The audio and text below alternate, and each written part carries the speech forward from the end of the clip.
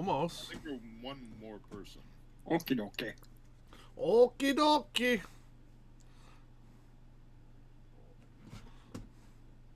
Okie dokie. Wahoo. Let's go. Let's go. Oh no. Ow, sorry, I'm ashamed. That's okay. At least you're not doing a Toad impression. That's perfectly fine. Oh, you want me to try to do a Toad impression? What? Please, no. Please, no. Don't. Stop. What about Toad from the movie? Oh my. I forgot. What is Toad from the movie? He was that biker guy that looked like he had Vanilla Ice's haircut.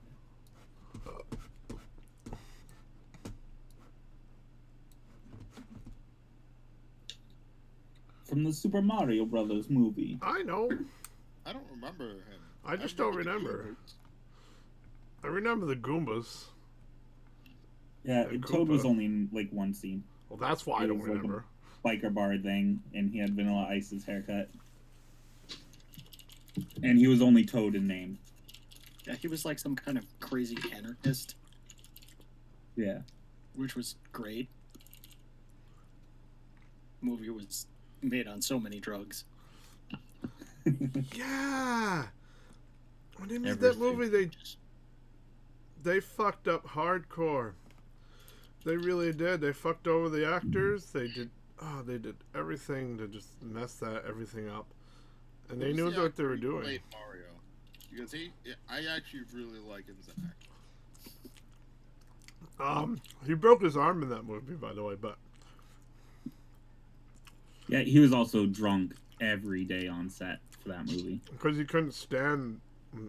Yep, the changes in script constantly in the horrible direction. He was probably when he was doing it, he's like, what the fuck did I just sign up? He's the same guy that played the detective in Who Framed Roger Rabbit. He played Smee. Yep. Bob Hoskins. Mm-hmm. Oh, mm-hmm. That's what a tough guy looked like in the 90s. Honestly, I didn't know he was British for a long time.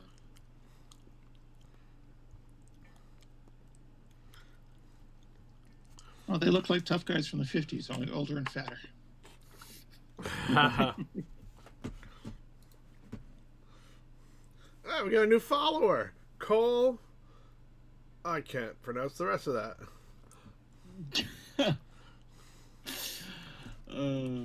Just don't call them late for dinner. Hello, new follower. Cole with a CHLOE. It's a Chloe. Chloe? Wait, CHOL. Yeah, CHLOE. I'm bad with names. Yeah, I'm that's really Chloe. bad. I'm bad with names. Chloe. It took me a second to register what you said as well. I was just like, what? I apologize. Now I'm embarrassed. Eh. You're fine. It's okay. It's no big deal. E is for Lystexia. Which I do have. Oh, I think it's a pun.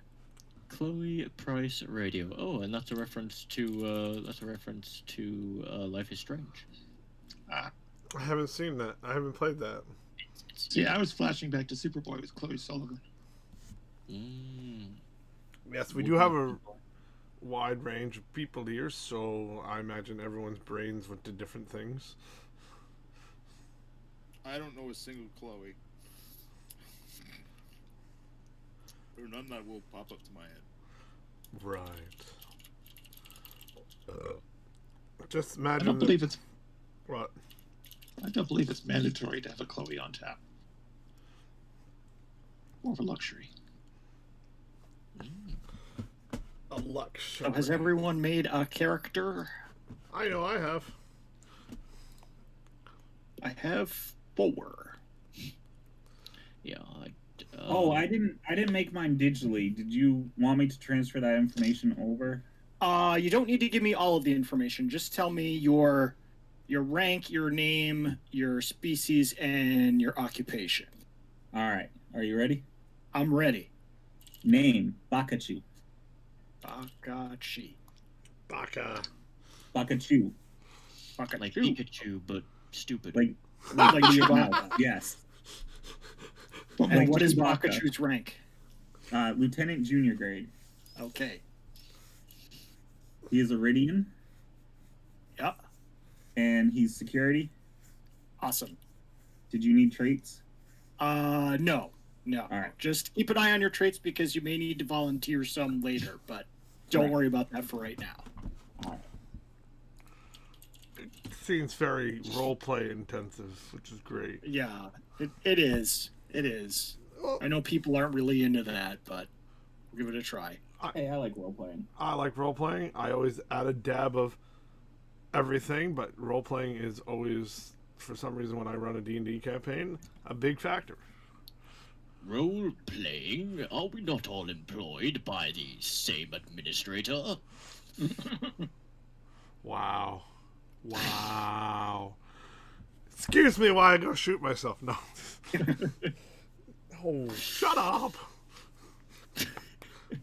Jesus. Okay.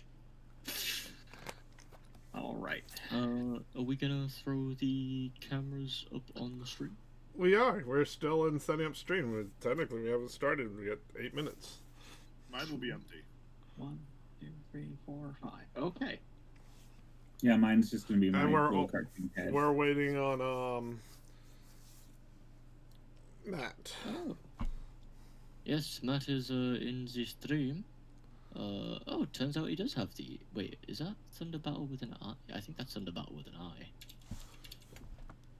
Is that... No, is that it's an- Battle. Thunder Battle. It's spelled, there's no I in there. Although there's a way to figure this out. Reverse caps. Oh, text. Convert case.net. I accept. Okay. First case. Oh, he did actually get the L for it. Nice. Yeah, you did. So yeah, when you add the editor, just that. I will. So he's I'm gonna go draw boobs on the Etch-a-Sketch. of course. Oh, okay. The next line is supposed to be, yeah, you go do that. They always come out square.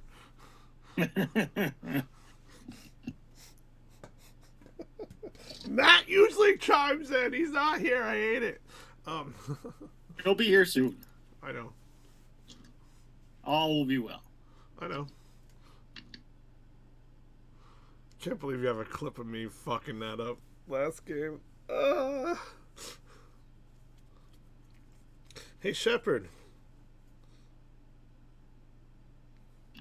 Had a mouthful of drink. What up? Oh, are you available sometime next week? Anytime, almost. That's a very broad question. It is. That's a lot. That's a lot of time frame. For, Yeah, it is. I have vacation.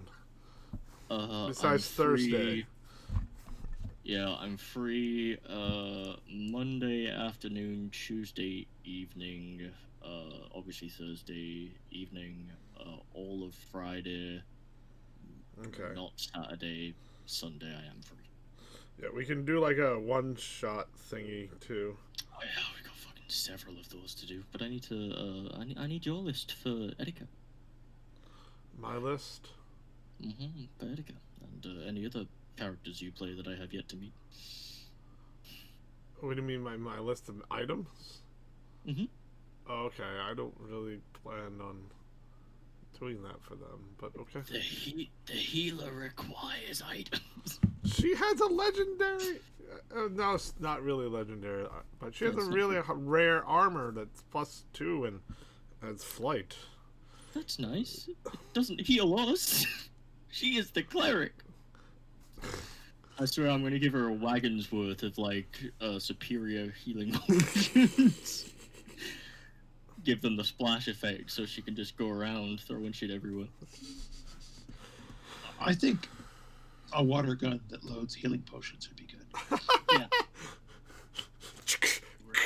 Nerf rifle something with tranquilizer darts. It's nerf or nothing. But only give the healing potions to people who filled out their insurance card. Oh no. Shit! Forgot to do that! Well, it was in the contract. Are you sure you have the Erika insurance? Did you fill up the right? Insurance? I was kidnapped from a whole other universe. I don't even got a security number. Taxes? I do not exist on file in this world. Try to arrest me for what? I ain't got no identity, fools. Released with no charge. Alright, just kill him. Yep. Good lord. You're an enemy to the state, a foreigner, an alien. I can see where this night is going. I don't think the Baileys is going to be strong enough. Where's my Kraken? I found bay leaves quite effective.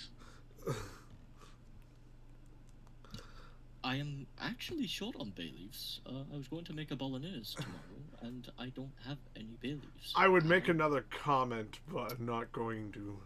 I need to go and procure some from thine local.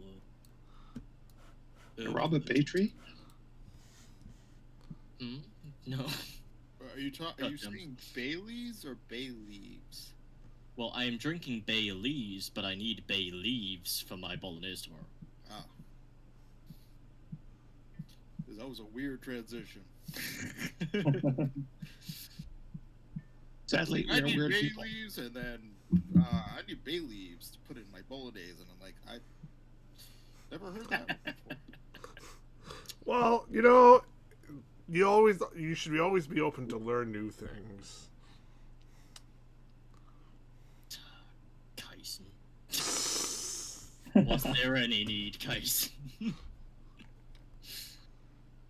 Chimes into the chat. I believe in you. Kaysen. Had to include the other one. Oh, Kaysen. Oh, I gotta make you a mod. I mean, did I make you a mod, Kaysen? He is a mod. Yeah, I got the little sword. In the moo chat, I gotta do that. The what? The moo bot. Sorry, Brain. Oh, yeah. Brain did the thing. Brain go burr. He's Hawk da Phoenix. Oh, there we go. Now we're up. See? Now you can see Jeff's face and mine. And no one else's. No, you're still a pie. Yeah, I know. But if you look at the Twitch stream... Oh, Twitch stream. Oh, okay. He should be in the corner in the Twitch stream. That's me in the corner. That's me in the spot. Believe it. Patience. Oh, I hope you have patience, because my character talks very slowly. Oh, no. No. Camera. There we go. Hey, a camera. Hello there, handsome. Yes. The wife graciously handed me hers. Very nice. She's not probably at hoping to work. sell you off. She's not Wow. at work tonight, so 99% of her time on the you know the annoying accountants I serve these days. Yeah, she's one of the annoying accountants. They basically spent the entire last year always in Zoom calls with each other. Like, honestly.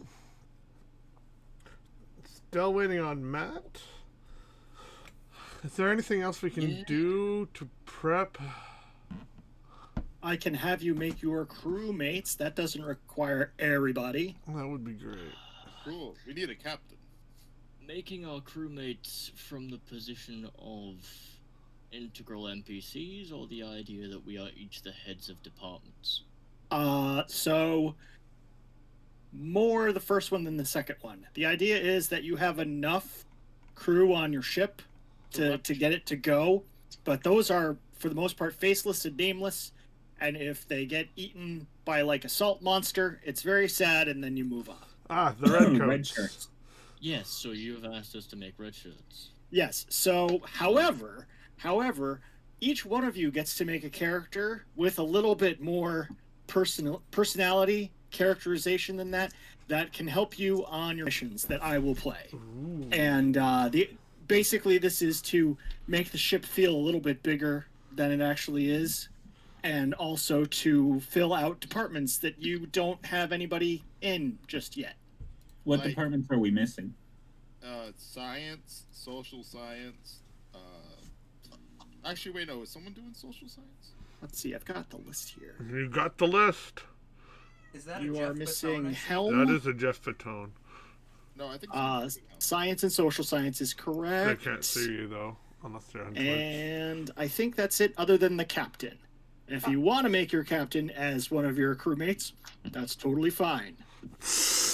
Hi, Jeff. If we Hello. Can we just have Captain Zap Brannigan? That's what I was gonna say. Lexi says hi. Yep. Hello.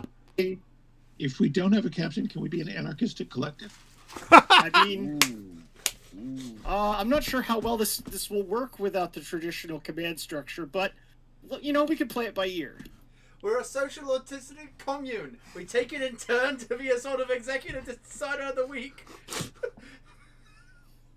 Help on being repressed! Every day we flip a seven-sided coin to see who gets the short straw of being responsible. I just want our captain to be really into Valor. It may or may not be a rigged dice. It sounds like it's gonna be rigged. You've announced coins, dies, and straws. Which one are we using here? Yes. All above. So, a perfectly functional system of government is what I'm hearing. Yes. And if you can come up with that, good luck. It was rigged from the start. It was rigged from the start. As long as we agree that proper authority comes from a mandate from the masses.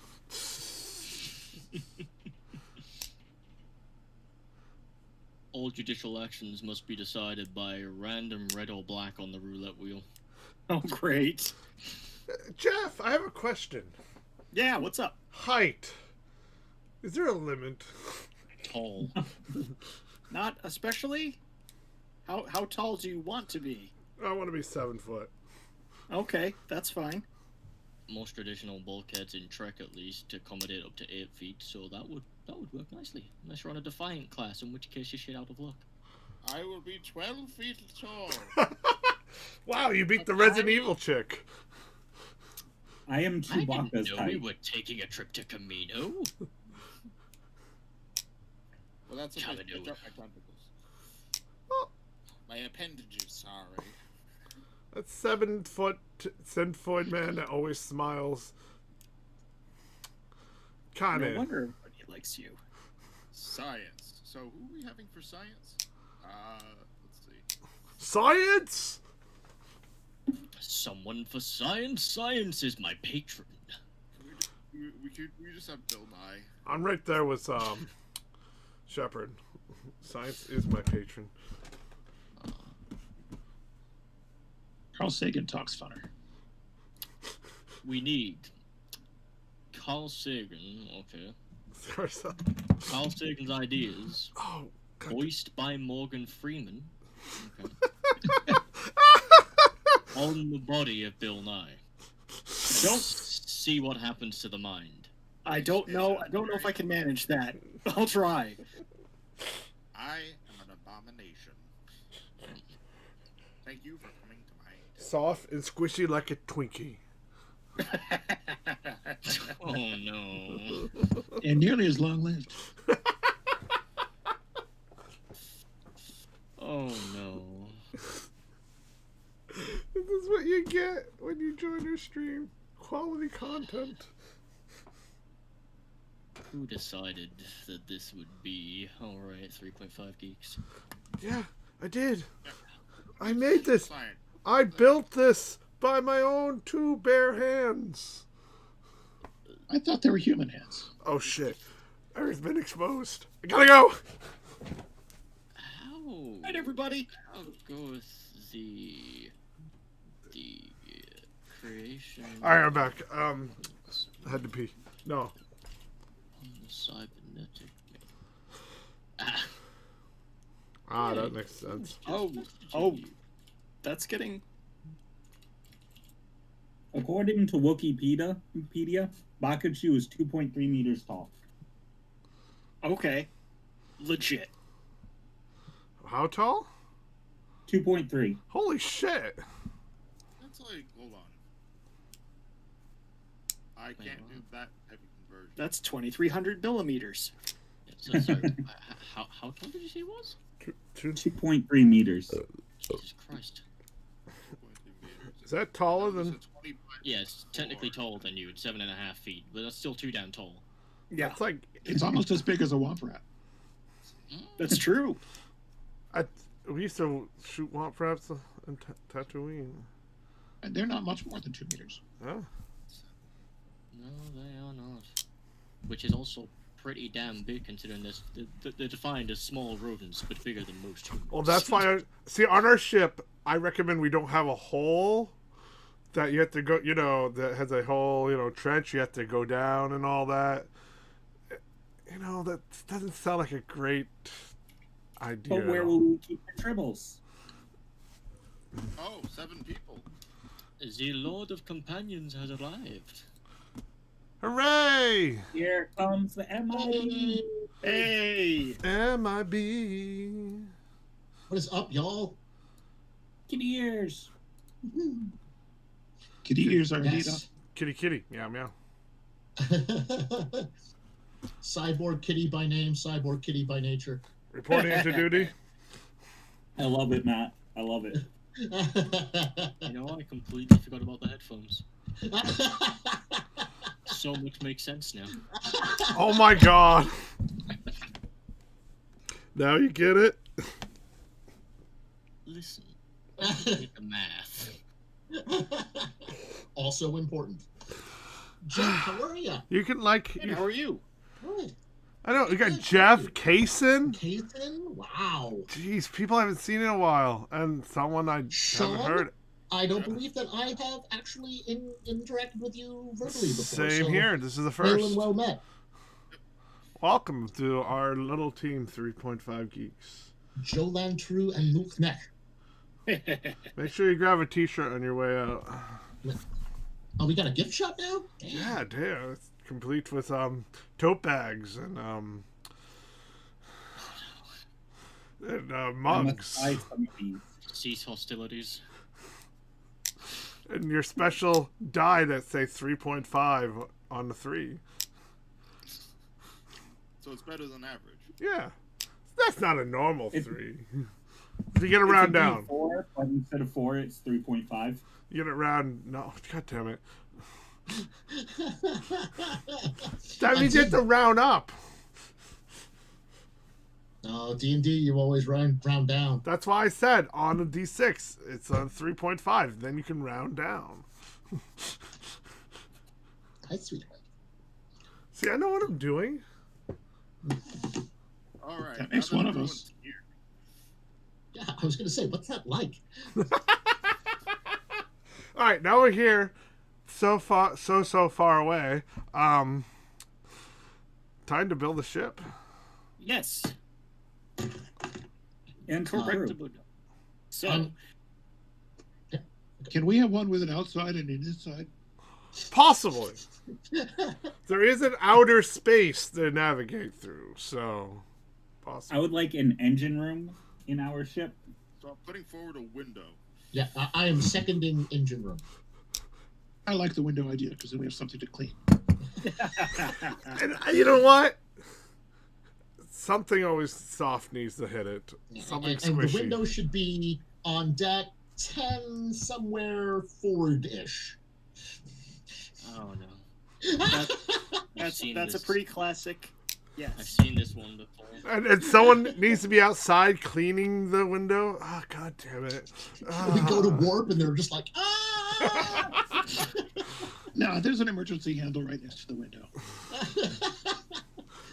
As long as they in don't let case of go, they'll be emergency, fine. break glass or transparent aluminum or whatever we're using. Clip on No, and just pray hold to on whatever during warp. deity you believe in. Oh, great bird of the galaxy, do not abandon me! Oh god, oh god, oh god!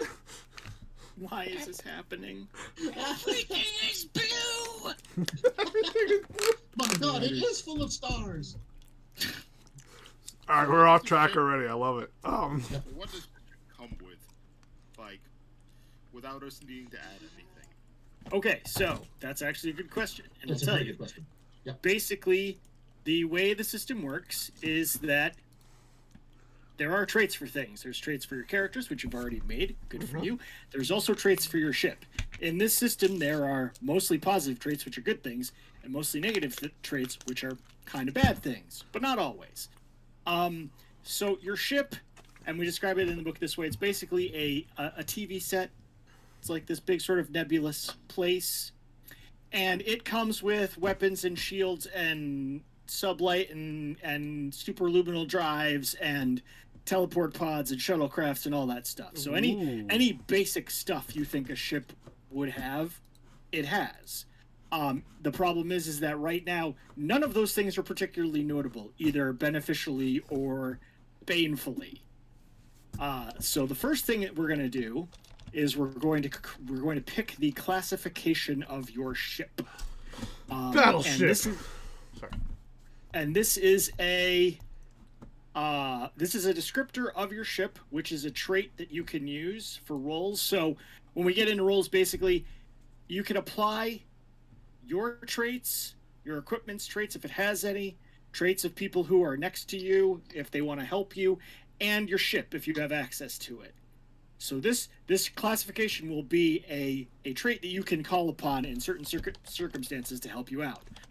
But in addition to that, it also gives sort of like a description of like what type of ship you have and what it can do and what it's built for. So I will go through the list, and if you hear something that you all like, you can pick that. And if you don't hear anything that you like, we can talk amongst ourselves and make up a classification for your ship, because that's totally fun too. Word. All right, so I will go through the class.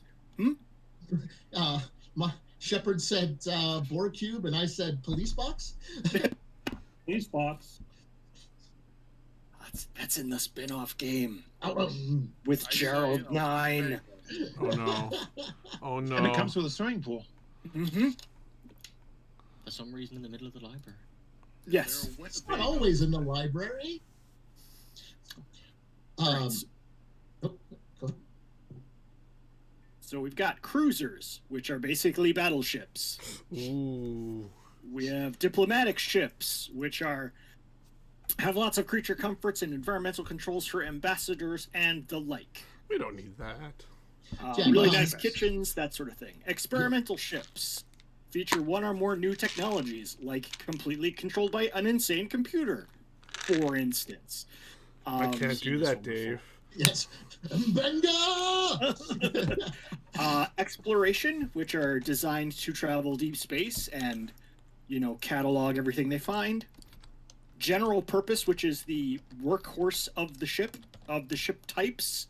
And they are basically quite versatile. They're not necessarily kitted out to be one specific thing, but they're pretty good at everything in a pinch. The human of ship classifications. Medical ships are basically have a lot higher end medical technology and medical suites and recovery centers and that sort of thing. Research ships are dedicated to scientific study. Survey ships are often paired up with research and exploration vehicles, and they basically scan systems and see if they can find places for colonies and scientific research and stuff. And that's the lot. So, does any of those appeal to you? The first one. I second the exploration ship. I favor that too. Yes. Well, go over the pros and cons of the two, because those really stood out. The problem with the workhorse ship that was originally the third, as we see consistently in Trek with the Excelsior and the Venedor in good old Star Wars, is that they have a habit of being good all-round things, but overall mediocre because of it. Yeah. They're basically the Mario in Mario Kart. Pretty much. They are cruisers, we've got the opposite chance. We have a lot of firepower, not a whole lot of defensive power. Defiant. Exploration ships typically have an awful lot of defensive power, and not an awful lot of offensive power. The Enterprise. Yes. Yeah. Basically, yes. Which is the two that we are stuck on right here. Now, my vote is going to go towards your answer to this question. Will there be space krakens? I'm sorry, space krakens? Yes, you heard me correctly. Will there be space krakens? There's a lot of weird stuff out there. I can't confirm or deny a space kraken. Exploration it is. Okay. What about experimental? I liked diplomacy as well as exploration, but Yeah, Hey, this is the man who did it best. That's my second I one. didn't lean towards diplomacy is because we don't have any player characters that took the social function. So we'd be stacking the deck heavily towards missions that we as players are not specifically equipped for. So that's my only hesitation there. I mean, obviously we can support the NPCs who are doing that legwork. I have diplomatic as a trait. Yeah, but what's your job? Security. Okay. we could protect the diplomats. So yeah, you can very politely kick the drunken Romulan ambassador's ass into the brig. I'm terribly sorry about this.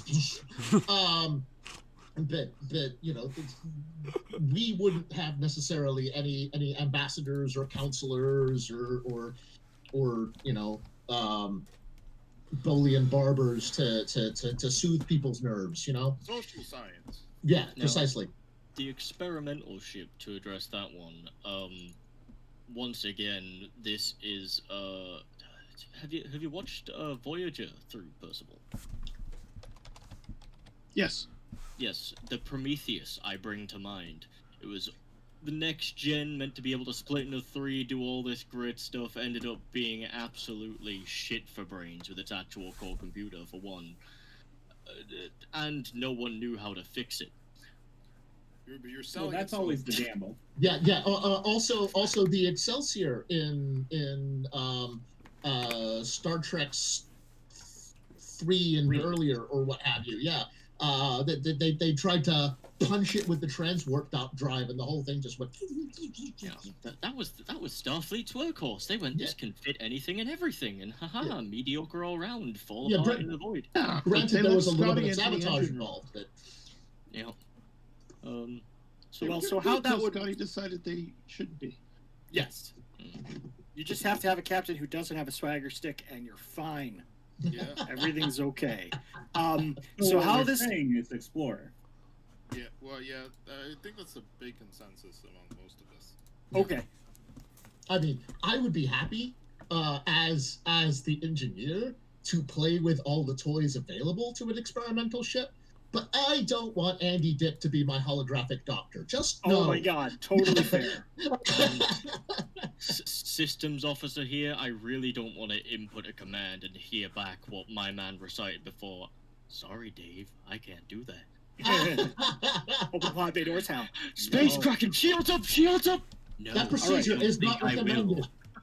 All right, That so we are procedure is not going with recommended. Command has been cancelled. Cancelled? we're Can we going just with be like Red exploration. Dwarf? Yeah, that's Yeah. Mining ship? We've got 4 votes for exploration so far, and there's 7 of us, so I'd say that's the majority.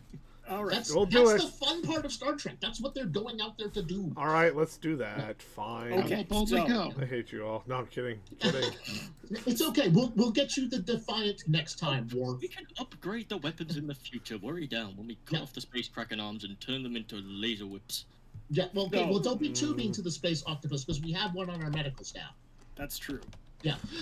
And he's not a doctor, remember. He just, I'm not speaking makes of it the space comfortable. octopi, I'm speaking of the space squid. Completely different. Cephalopodal, but otherwise completely different. Precisely. Okay.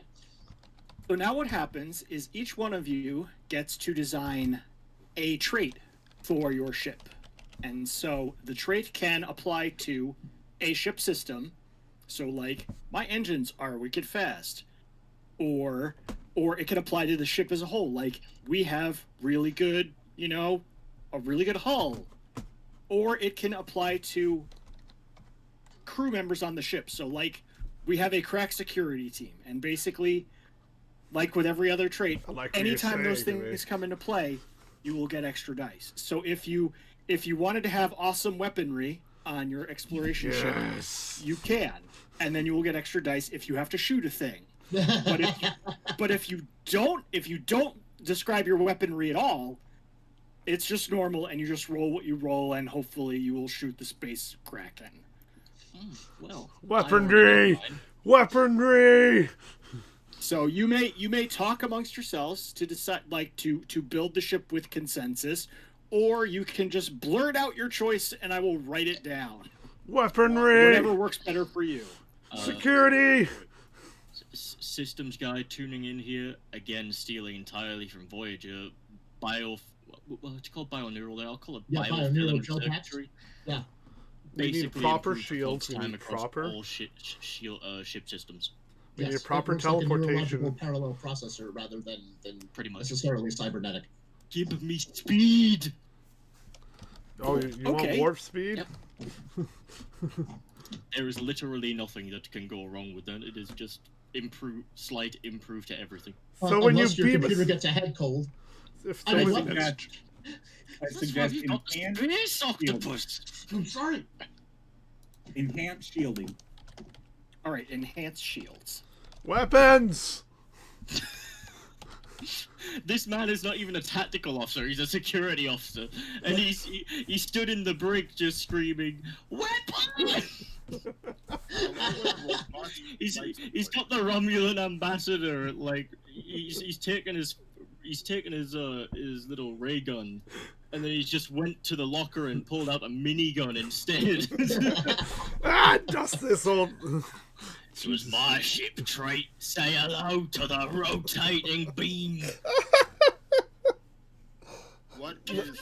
No, but seriously, good shields would be awesome. All right. Well, we come with shields already.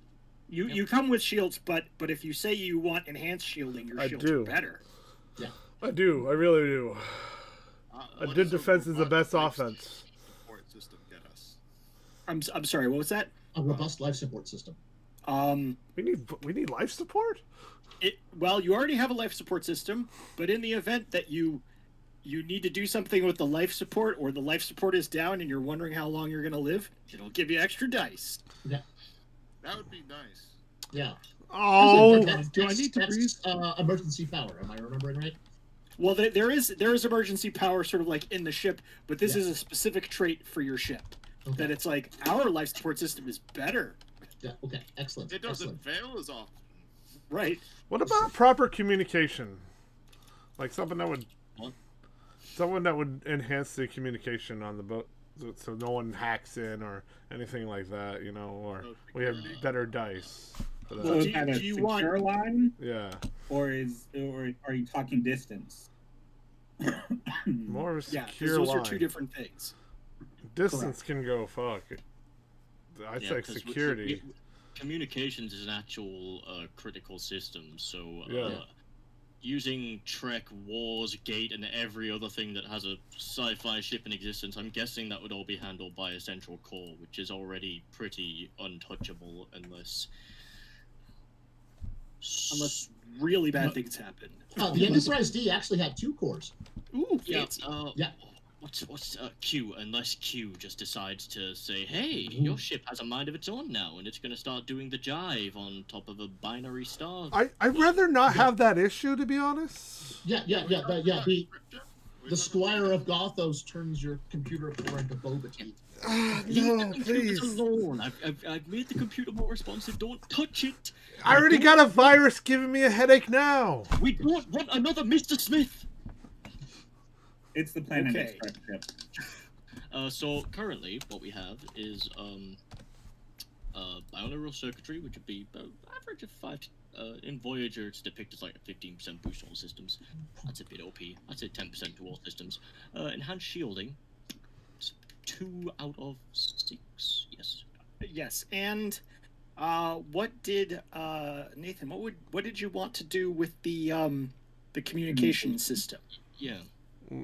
less and I don't know how it really works with communication, but I know that things can be encryption would be the correct terminology for it. Subspace spread spectrum technology. All right. Because invading our private conversation with with Romulans or whoever. Right. All right, and you have enhanced life support. I don't think it would be a bad idea to enhance our distance for communicating where we're exploring unknown areas, but I've already picked my trait, so if someone who has one left. So what? Enhanced scanners? Long distance communication, extra range. Yeah.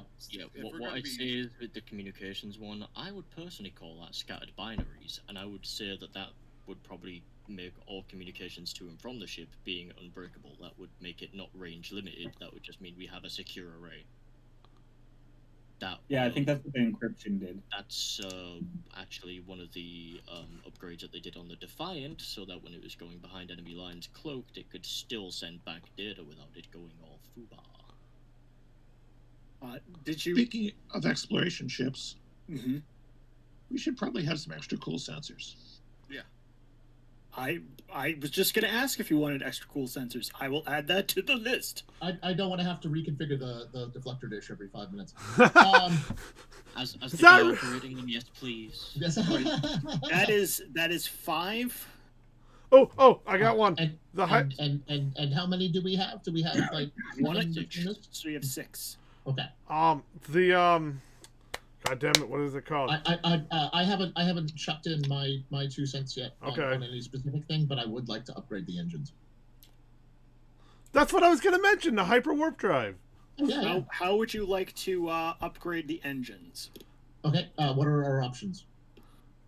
Whatever you would like them to be. We should make it so they don't shut down, Matt. Wouldn't that be sensible answer? You've got the bioneural circuitry, power transfer so that you can accelerate to maximum or maintain top cruise velocity be best. Not supersede it because we don't have an enhanced hull. We only have enhanced shields. Yeah.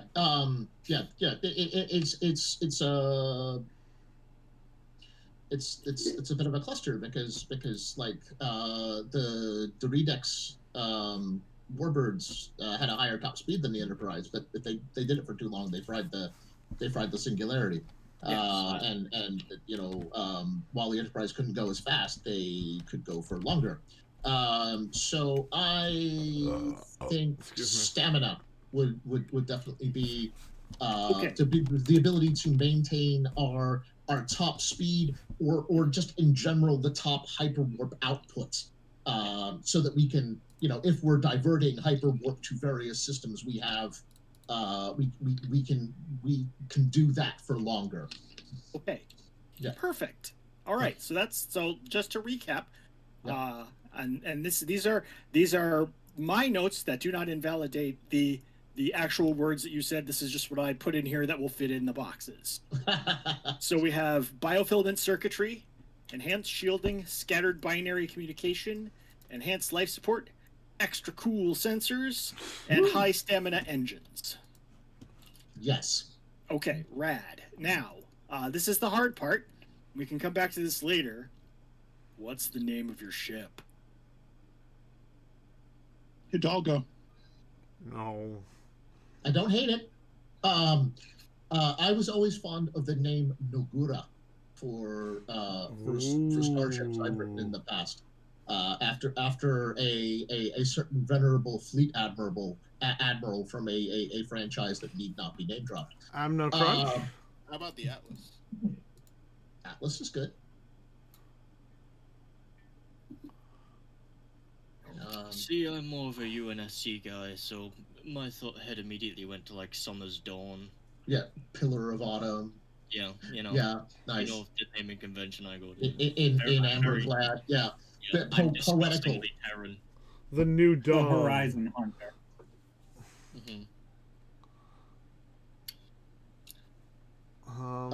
What about Horizon?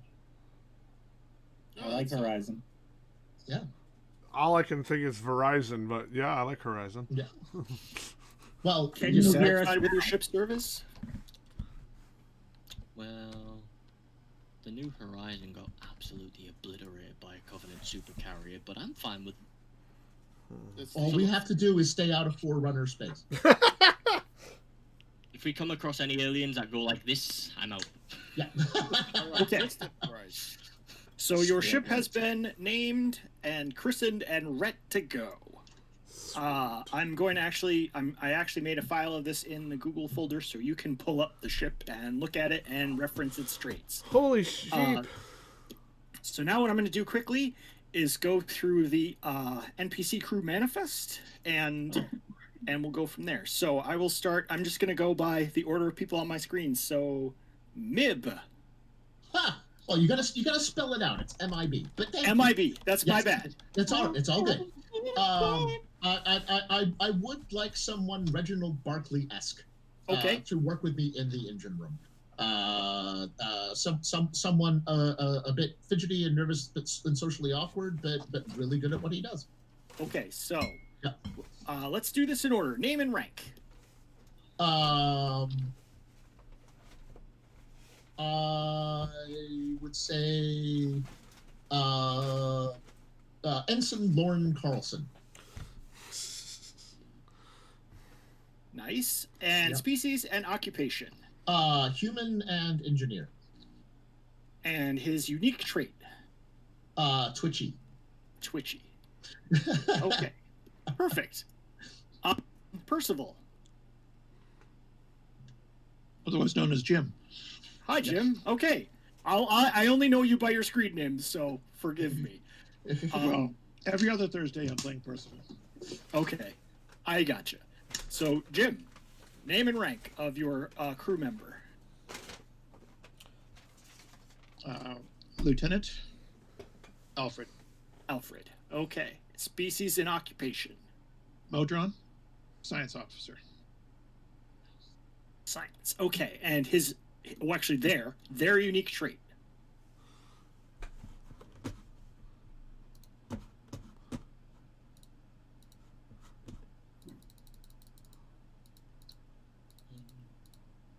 I'll have to get back to you on that.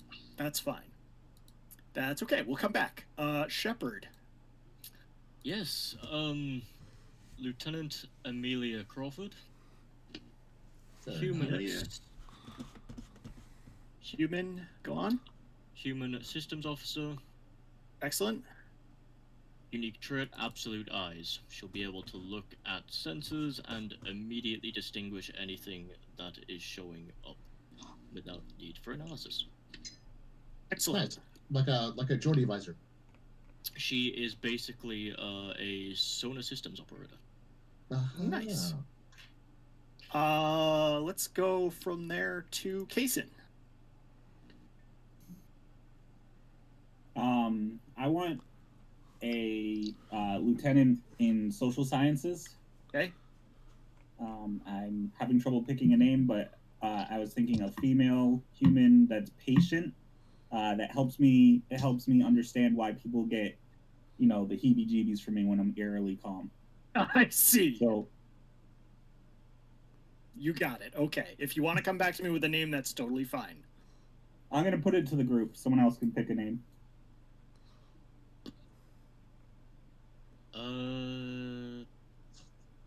Stephanie Snow.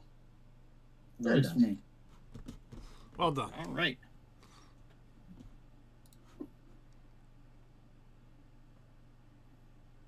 And Noble Costs. Let's see. Do we have someone in science yet? Yes. Okay.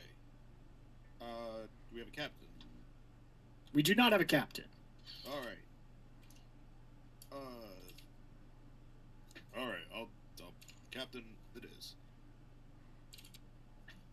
It's gonna be. Well, that's let's see. Hybrid of Gattoan and Reeton. And Ridian? Yeah. Okay.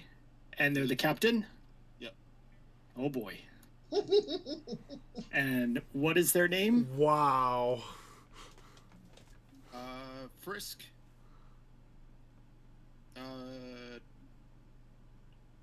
Morris. Boris Frisk? Frisk Yeah. Boris? Okay. And their unique trait. Let's see. Unique trait. Friendly. Okay. Wow. And last but certainly not least, Sharky. Ah, yes. The infamous person of the hour in general. I don't know. Let's see. Oh, how do you pronounce them again? He just said one of them. Ridian? Not Ridian. Gattoan? Gattoan. Another kitty. Helm. Meow. Okay. What? You need someone at the helm? No, that's true. What else do I need to pick? Trying to think. Name and rank and a unique trait. Lieutenant. Name. Oh. Erika Snow was a K. Not a C. Oh. Okay. She's related to the human Stephanie birds. Possible. Something I just rattle off in my brain. They could be adopted siblings. What have you done? Creative. And unique trait. Unique trait.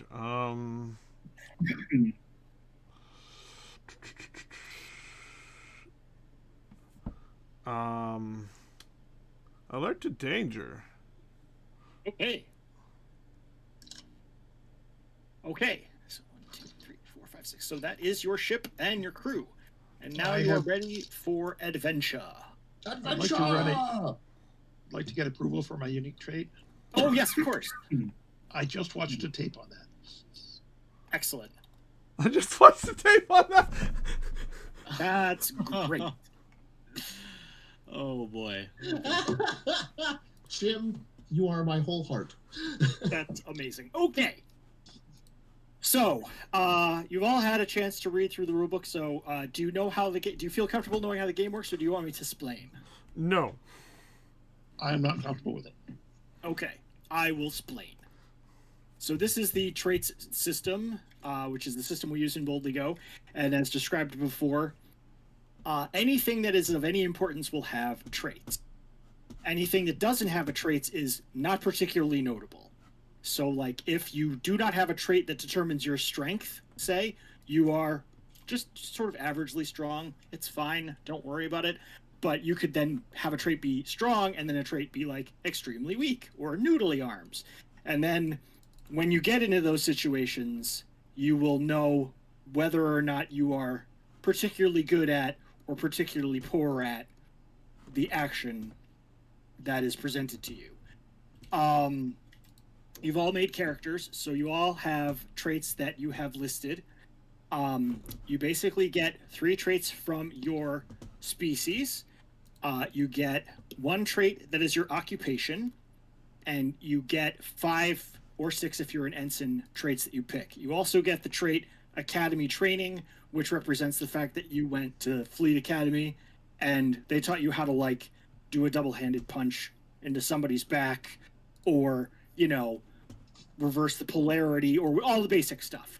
So that gives you sort of like, if you're not really super great at whatever you're going to do, like, but I was trained in the academy, so, and then you get an extra die. Yay! So how much keep your shirt during a fight? Yeah, you can do that too. So you basically, when you approach a situation, you say, I want to do this, and then I will determine how hard it is. For most challenges are of average difficulty, which means you will need 2 successes in order to succeed, 2 or more. In order to determine your successes, you first build your die pool. So you always get 1 die, because as a former playtester said, you are a person doing a thing. So you always get 1 die no matter what. Then for each of your relevant traits, you add another die. And if you can sort of, hornswoggle or debate or whatever me so that I'm like, yeah, that trait applies, it'll work. And again, it depends on how you describe your approach and whatever. So, if you are trying to solve, say, a crossword puzzle, and you don't have any, traits that would do that, but you're determined, it's like, I'm going to sit here till I solve it in pen, and then you get an extra die. That's why I'm determined. Extra dice can also come from other places. One of them is teamwork. So in the event that you are in the position to aid another person with a task, you say, all right, I will help you. Then you add any of your traits that are relevant as dice to the pool. So if you're a doctor and you're like, oh, I can help you figure out what this virus is, and I have the medical trait, you get a die. If you have traits that are like the same, so both of you are doctors, you both get to add medical. Boom, boom. Everything is additive, and that's because you're Starfleet or Space Fleet. Sorry, whoa, copyright infringement. Yeah, you should be. The goal is to work together and solve problems. One of the other ways that you can add dice is through something called Technobabble, which is when you approach the challenge, you say, well, we could always reverse the polarity of the hyperbaric matrix. And if you say something like that, you get 1 die to your pool. If you say something and it's like kind of scientifically plausible, you'll get 2. So I played this game with someone who was a geneticist, and the medicine rolls were crazy. It's like, okay, so this is how this actually works. I'm like, fine, I believe you. Just roll. Nice. Nice. And that's how we had Jurassic Park on the holodeck. Exactly. So what happens is that you will sometimes find yourself going up against a challenge where one or more of your traits might not work out so well for you. So let's say, and this is my classic example, you're 2 of you are in a cell, and you're like, okay, we got to distract the guard and then get his razor, and then we'll escape. I'll pretend I have a crippling food allergy and I'll fall over. And you're like, guard? But the problem is that you're honest. So you're really bad at lying. And so because of that, it becomes harder for you. So what happens is that if you have a negative trait that you need to volunteer, you will basically make the difficulty 1 step harder. So instead of an average challenge, it's a challenging challenge. So you need 3 successes. But you get a drama point. Drama points are important because they will help you to change the results of your rolls, and I'll explain that in a second. It's also possible so static challenges are roll a bunch, equal or beat the difficulty, and you succeed. If you fail that roll, you will get a drama point, but you'll fail, and you'll basically accumulate drama points. So eventually, you'll be doing just fine. When you are going up against another person, you build a pool, they build a pool, you both roll. Whoever gets the most successes wins. In the event that you have a negative trait, they get an extra die per negative trait. But if you know their negative traits, you get extra dice. If you tie, if you both get the same number of successes, you're doing that wrestling dramatically in the hallway between universes. Nobody gets the upper hand. You get a drama point. Go to the next round. So let me just get to the drama point section. So drama points are a pretty important mechanic of Bodly Go. They will help you to do the impossible, or just, be generally better at your rolls. So you will get drama points anytime an ethical dilemma triggers one of your traits. And I describe this as like the crusty doctor, even though he's crusty, is like, all life matters, we have to save everyone. And then you've got the emotionless logical guy who's like, no, clearly the needs of the many outweigh the needs of the one. And those are their traits, and they argue about it. You both get drama points because it's dramatic. It's like, ooh, the camera, zooms in. Yeah. Anytime you fail a skill challenge. What? This is also for like racial traits as well, right? Yes, anytime a trait applies that would sort of cause you to role play in a different way. God damn it, Jim! I'm a doctor. Basically. Why are you swearing at me? Anytime you fail a skill challenge, you'll get a drama point. Whenever you volunteer a negative trait, you get a drama point. Anytime you just say, I give up on the skill challenge, he could totally throw me into the bulkhead. Drama point. Anytime you suffer a wound or receive a negative temporary trait. Anytime your ship takes damage when you're aboard it. And anytime you do something awesome. Well, if I'm just awesome in general, and I just get a drama point and go. It's situationally awesome. Oh, got it. You have to do something above the background radiation of your awesomeness. So you said that What? it was whenever the ship was damaged, or wherever the ship of our area is damaged. Whenever the ship always collectively takes damage. Oh, damn it, Mitch. So, like, if your ship gets pinged by a laser blast and you're shaking back and forth in your seats, drama point for everybody. Okay. You can spend a drama point to re-roll a die. You can spend 2 to add 1 die to your pool before you roll. Those are the ones that will come up most often. You can spend 3 to make a failed die a success. You just flip it and you're like, it's a 6 now. I'm awesome. You can spend 4 so that whatever should have killed you doesn't somehow. And you can spend 3 so that you can slightly alter reality. So you basically remove a temporary trait, and I'll get to that in a second. Or you can be like, no, I had my gun with me the whole time. I prepared the antidote before I walked in the room. So this isn't going to really be relevant in this particular session because it's a one-shot, unfortunately. But anytime you spend drama points, they turn into an equal amount of promotion points. And at the end of each episode, or adventure, or whatever you want to call it, you can spend promotion points to improve yourself or your ship, or your NPC crew members. So one of the things that you can do on a successful roll, especially in combat, is you can apply a temporary trait to something. So, like, the captain can come over and swat you in the back and say, hey, you're a cool guy, I believe in you. You know, your father who died in that supernova would be so proud of you.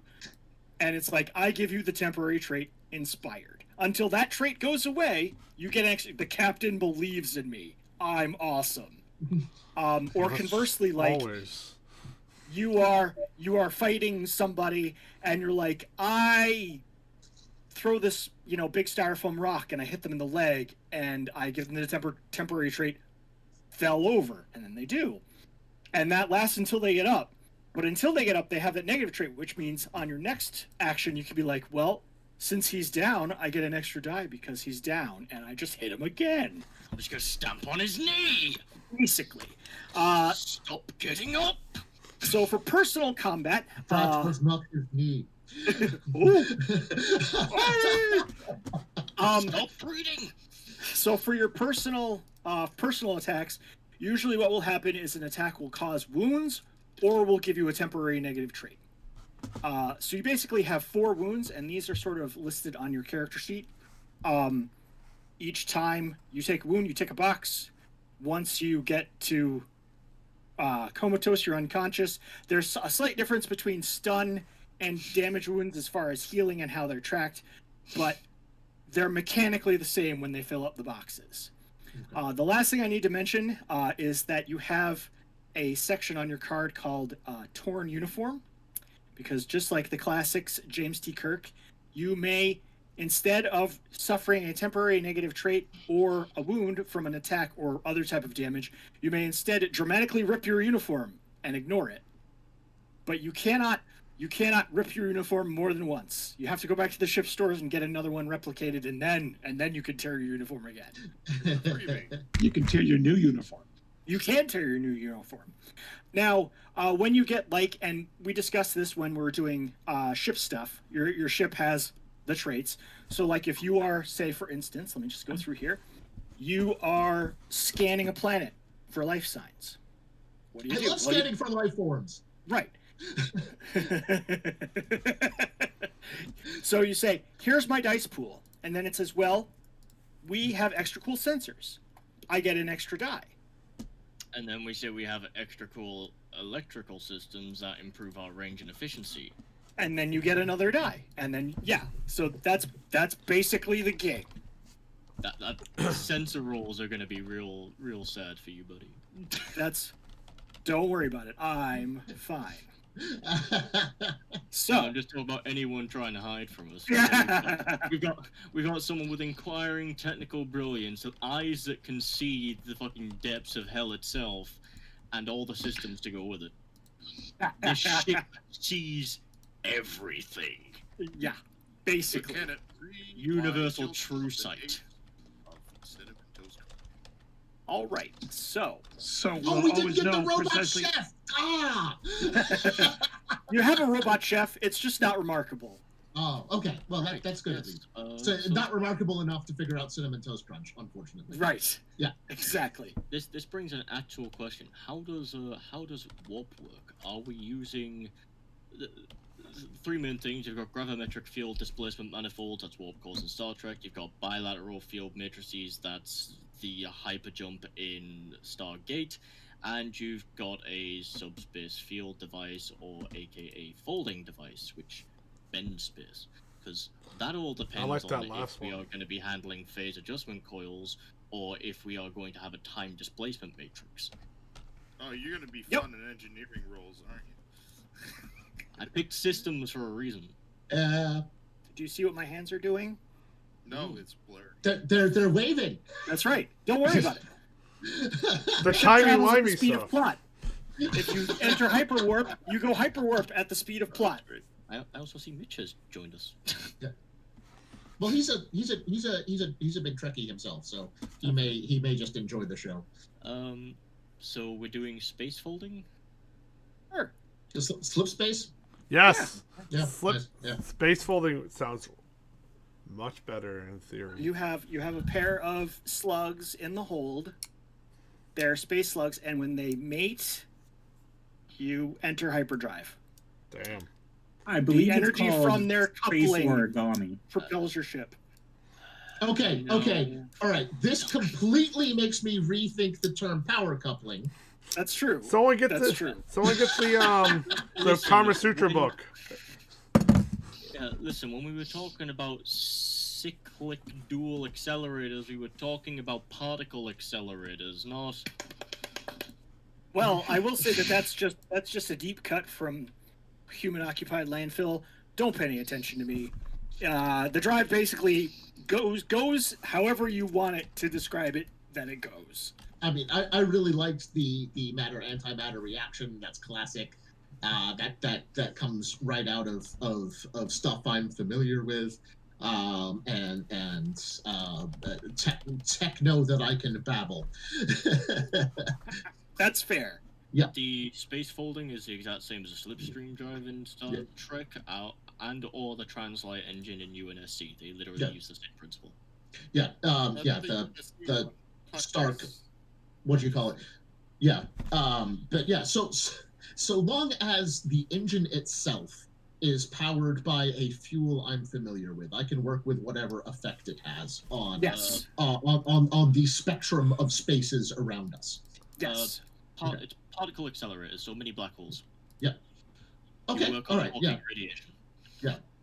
The despairing screams of infant children. Chernobyl. Sweet. Yes, my fireball spell is powered by love. Powered in by the sense that every time I use it, a little bit of love gets burned up somewhere. Oh God. No. It's powered by the souls of the damned. We're not powered by state-sponsored terrorism. We're sponsored by the Kremlin. Oh, wait. Yeah, play that back. See, each freckle I have does is anyone a have any soul. questions about the rules? And obviously, since this is all your first time, we'll talk about them again later. But if people are unclear now, I get it. I get the gist. It's pretty relevant. Sorry. What? Get more coffee, but no questions. Koss, come back. Say again. Say that again. I said reintroduce us to the rules when it becomes needed. Hi, Madge. You can hang out, but I sent him a message. He didn't get it, I guess. Yeah. Yeah. We're doing a special guest GM one shot tonight. And as a Trekkie, you are well and truly invited to sit in. But if you weren't, like, we did talk about this in previous Orbs of Power sessions and say, hey, who wants to join in? And we didn't get a response from you, so we're kind of going into this with who we have. But by no means do I wish to disinvite you from observing and recording. Oh, heck, we might even run this campaign much later on. Because, you know, some of us are Kickstarters of it. Yeah. That's true. Okay, so... yeah, Orbs of Power will resume next week as scheduled. Tune in next time. Yeah. And as the ship's legal officer, I must state for the record that no Star Trek was harmed in the filming of this episode. Thank goodness for that. Hey, all the Boffins survived this time. Yeah, so far.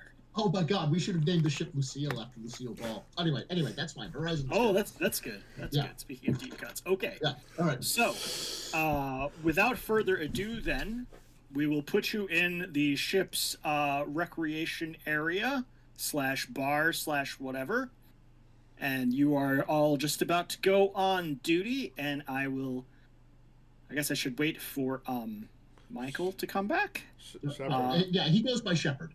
Okay, Shepard. All right. Yeah. But I will. I feel like now is the time to do the character introductions.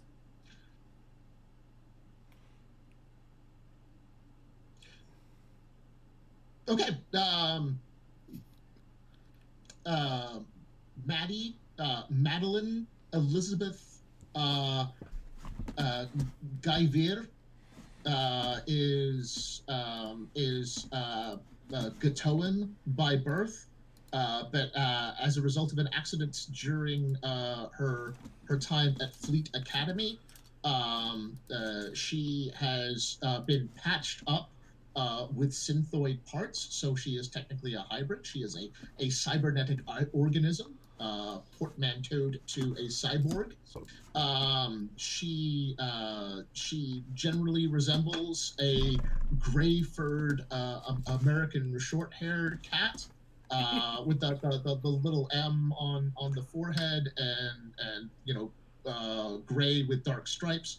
But the tips of her fingers, where her claws would have been, were a little bit singed off and have been replaced with polymers and neural relays and stuff like that.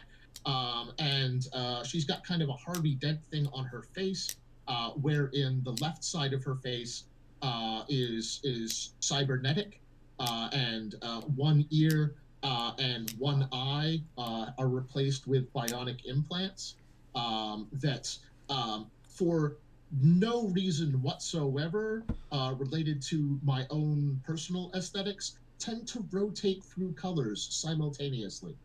I see. Yes, yeah. So she's got kind of a metallic sheen to this half of her face, a steel gleaming sort of thing, as opposed to the soft, fuzzy gray of the other half of her face. And does she have steel whiskers? On that side, yes. Good. So, sort of carbon nanotube, but yes. Yeah. So that's she is often called Mad Lib, which is a shortening of her first and middle names. But people often just call her Mad or Mad Guyver. And she has a tendency to talk to herself, get really excitable when she talks about things, and mad-splain her technobabble to those around her. Excellent. And she's an engineer. Yeah. Okay. Whoever wants to go next may go next. All right. I am playing a Synthoid, part of the security, named Diana Wrongmove. He stands 7 foot tall. usually particular kind as a Synthoid. Doesn't take things personally usually, and really good at weapons and understanding security protocols and all that. And usually he tries to be diplomatic as possible as his first move, but if it goes into perhaps it needs things to be altercated or things need to be forced, he will not hesitate to go into that direction either. He will do it with a smile the whole time and very intense eyes looking at you with somewhat of a glee as he no emotions. It's just part of the intimidation factor. As he either reaches for his blaster or tries to bend you in half. Very nice. Our security doesn't have emotions at all because Bakachu is eerily calm and methodical as well. And, you know, he's 2.3 meters. Looks like Chewbacca. Go figure. And Go figure. He spends his time hanging from the ceiling a lot and staring. You know, Okay. I get it's a vantage point, but okay. He also speaks very slowly and purposefully. Indubitably. I can see Mad going a little bit Judy Hopps with him. Tongue bastard! Take your time. What do you need to say? Hey, Bakachi, you want to hear a joke? No! Not again! I was just about to go there. I love that. I love that. That movie was great. Yeah. Dude, so good. Who's next? Who wants to go next? Go. Lieutenant Alfred. Okay. He's about 1.8 meters tall. Not too big. Mm-hmm. Not too intrusive. He's generally the one sitting back and observing.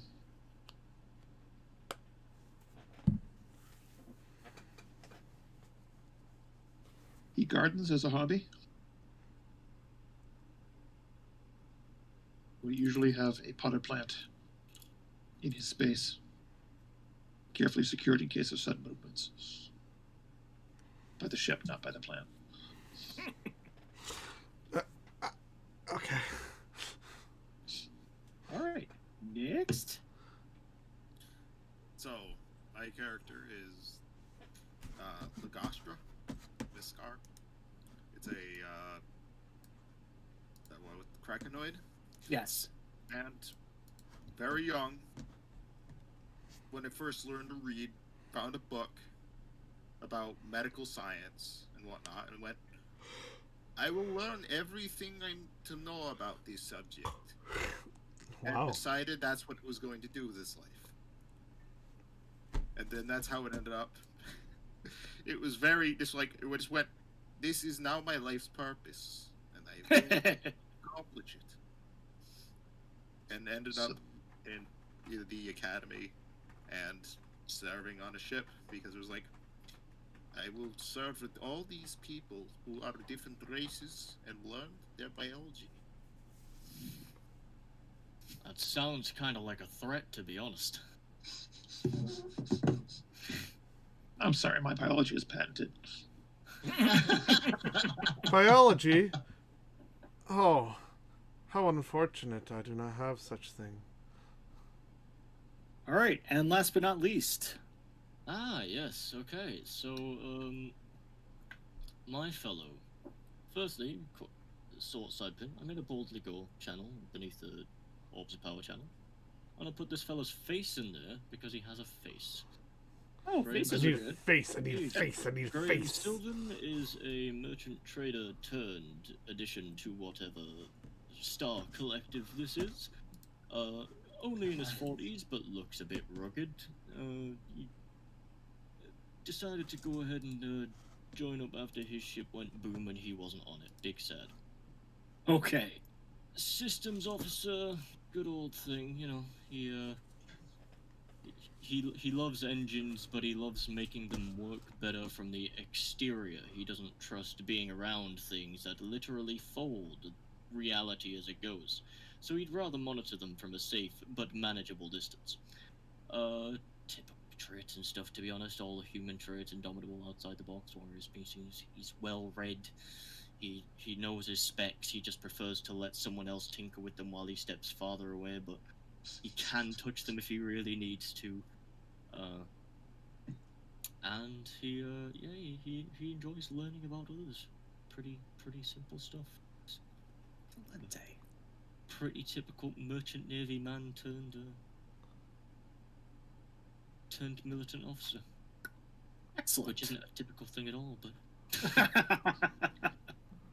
this is not 1861, but I shall treat it like so. Okay.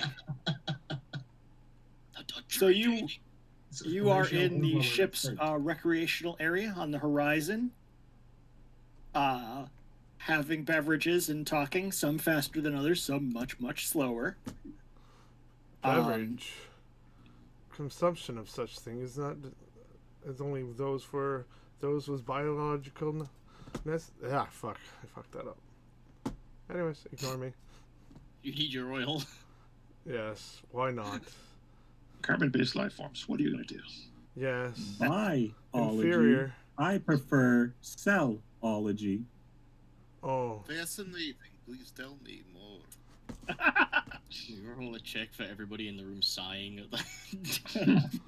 No, you can sigh as a free action if you want. I have no desire to. And That while looked you are, interesting. I'll try it. what are we trying? Sighing. For some reason, Okay. there's the desire to sigh. Yes. You have the faintest idea why, but yeah, they're sighing. I do not know, nor do I care. I don't see the point of it. You basically have your little food, little plug into the wall outlet, whatever floats your boat. And then you head on up to the bridge to begin your shifts. And as you get on the bridge and the previous shift, hello, have a good one. Oh, and somebody says to you, oh, there's a interesting thing. Good luck with it. As they step into the elevator and vanish. Not in an unusual way, just in a we take the elevator somewhere else way. So don't panic just yet. My brain's like, huh. They took the elevator. All we've got left is this big hole in the floor. Captain Boris, Captain Frisk is sort of lounging in the big chair as a half Ridian, half Gattoan. He really can't do very much else. He says, hey, to your stations, everybody. We've got a weird power signature somewhere out there. I was wondering if we could put eyes on it, see what we can find out. Fascinating. Intriguing. I hope so. Here we go again, scanning the depths. It's a normal 9 to 5, of course. Isn't it not our job to discover? So away to the station of systems, my man Sylvan goes. All right. Whatever I'm stationed, Diana will go to. Okay. And know that because this is a game based on a popular TV show, one of the tropes of that show is even if you don't have a station on the bridge, you can just stand there. Mm-hmm. It's fine. You're a main character. I am. Which explains why McCoy is always like, what am I doing here? I'm very sweet. Standing. Pocket is standing over the captain's chair on the ceiling. Oh, I see. Yeah, the captain doesn't mind. He's used to it. He looks up, he's like, hey. Just to double check here, while I'm at my system, I can still utilize one of the NPC's abilities, right? You would have to talk to them, but yes, you can. I go up to the brig, or whatever you want to call it. I do my beep beep boop to contact Lieutenant Crawford, who's actually down in the sensor bay, who is not. Crawford here. Go ahead. We have an interesting power signature out there in space. I was wondering if you could take a look, and I show all the data power over to her. signatures. Yeah. All right, so build your dice pool. You get 1 die for free, plus stuff for traits. You will get Lieutenant Crawford's absolute eyes. I would argue enhanced sensor sweep definitely. Yes. Probably technical brilliance because she herself is way out there. Okay. I'd argue that the biofilament circuitry, since it improves efficiency of systems, would improve the efficiency of the sensors. I will allow that, sure. Awesome. And I'll actually throw in diagnostics there to route out any bad signals, false signals, or other signals that would interfere in the actual makeup. Okie dokie. And determined. All right, so that is 7 total plus your 1 free. So by all means, give me a roll. Get at least 2 successes. Yeah, that was sorry, was that 6 or 7 that I had? It is 7 total because you get 1 for free. Sweet. It's a good number. I have many passes. You do. It is between you and Lieutenant Crawford. You very, very quickly filter out all of the noise from background radiation of D space, whatever. Doodle-a-doot, doodle-a-doot, doodle-a-doot. You lock on the signal, zoom in again, zoom in some more. And you can unhunch! Zoom in enhance! And everybody runs towards the monitor. Unhunch! You look on the main screen, you can see a large, very large, actually, if the measurements are coming in are correct, it looks like an artificial structure, possibly a ship or something of that nature. It seems to be made largely of composite metal alloys, although it is also ringed in certain places with crystalline deposits of an unusual type of matrix and words, sciencey words. So it's the crystalline entity. It is not a crystalline entity. No, it is. It looks like a sort of, almost like an elongated cone shape. It's the Doomsday device. It is not the Doomsday. It is not a windsock. It is also not. I'm looking for the general shape. It is a very large, very damaged-looking metallic structure that is sort of conical in shape and stretched very long. Is it natural-ish in form? Like, is it like not artificial? It's not mechanical looking. It's more artificial. It's more like natural artificial.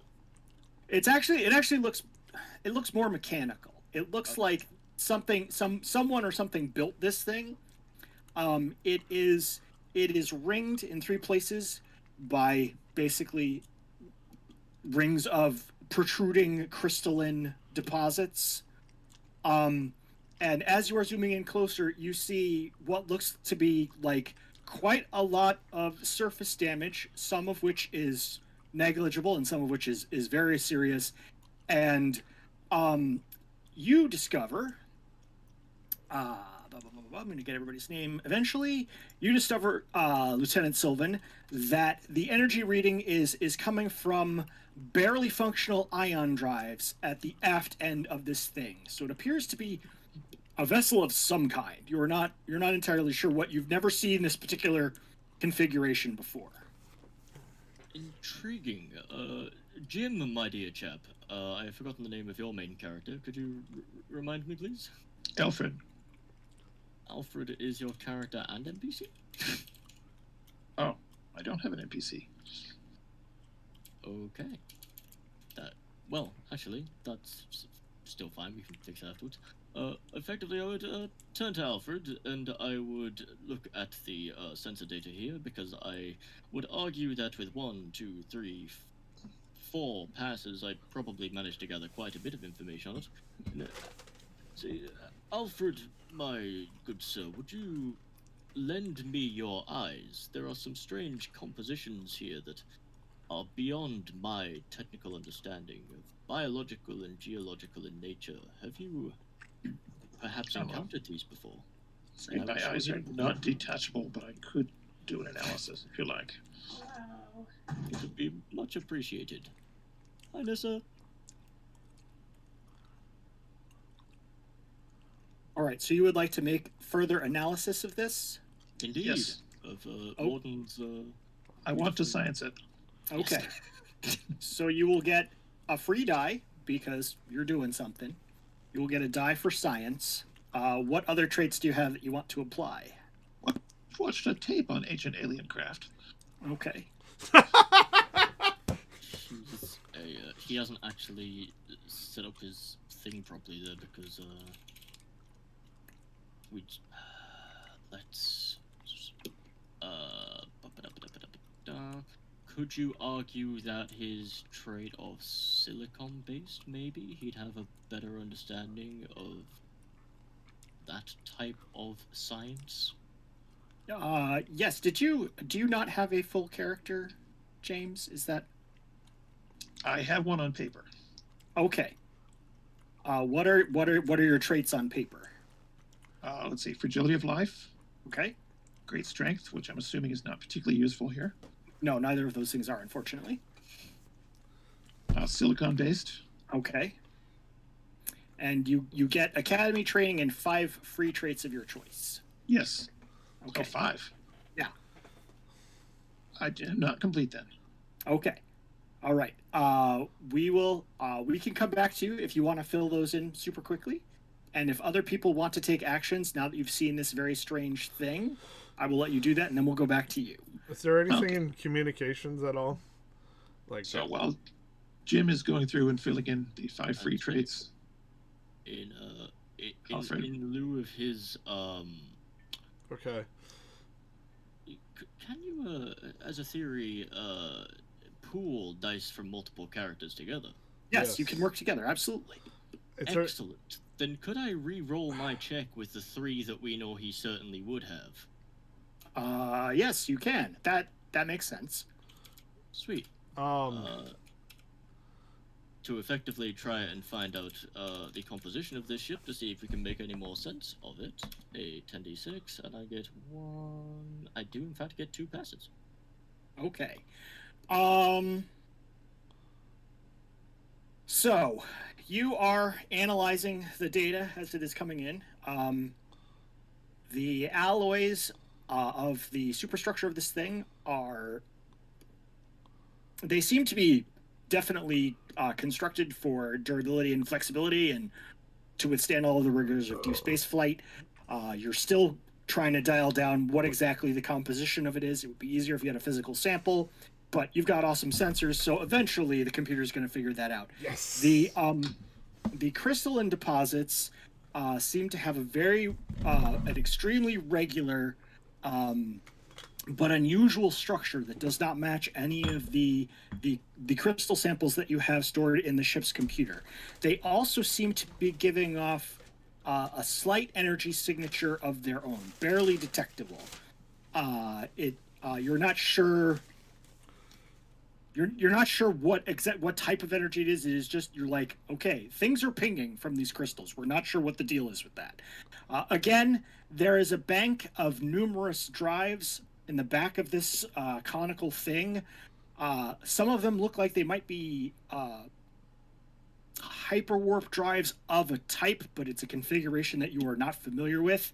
There's also ion drives for sublight travel, most of which are non-functional. It seems like 2 or 3 of them are still working and are sort of pokily pushing the ship in a direction.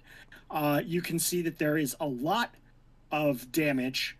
Not enough to break the ship apart, but enough to damage it significantly enough that you are pretty sure that the interior is no longer protected from radiation or anything of that nature. And you also sense that its trajectory will eventually, but not in the near future, cause it to dive into the nearest star system and then plot a course straight into the sun. Okay, you just stated radiation. Would that also be radiation from the engines? That is unclear. Okay. The external armor or coating or sheathing or whatever that would protect the ship from being bombarded with cosmic rays and other spatial radiation is gone, however. Okay. Well, that's unfortunate for them. It really is. So, Nathan, what did you want to do? Containment.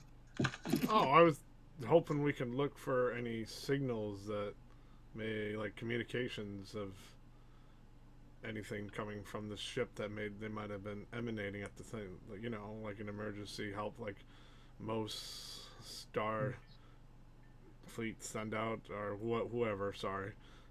No, that's fine. That's fine. Star what? No, I've never heard of them.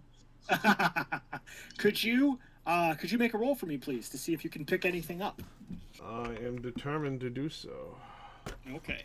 With your traits of issue. Do you mind if I put his Anyone can help me. I would love that. That is absolutely no problem. I will sidle up beside Diana, and lend my technical brilliance. Okay. And my own diagnostics. So 2. Okay. Shepard would do the same, since he is also actively working on those systems, technical brilliance and diagnostics. I would also include in Diana. I'd make a good argument that your mechanical special would assist you in translating. I was just thinking about that. Since it is a mechanical I will also aspect. chime in with being methodical on searching every avenue for a signal, giving 1 more die. Oh, ignore freaking dice mating. It's always the first one. What the fuck? Okay. Dice mating? So, Yes. You can bend all of your skills and talents to deeply scanning this seemingly derelict ship. Okay, so you're currently at 5 from the rest of us, and you already have 2, so that would be 7. Yes, correct. Okay, hold on. Let me roll. Does that also include the automatic one he gets? That does include the automatic one, yes. Okay, all right, yeah, so total of 7. Good number. So, I always did like primes. so I need to roll 5d more dice? Okay. You need just to roll... roll a 7d6 altogether. Yeah. How many? Trash bin. 7d6. 7 total. 7d6. Don't forget to check the sub channels. Always.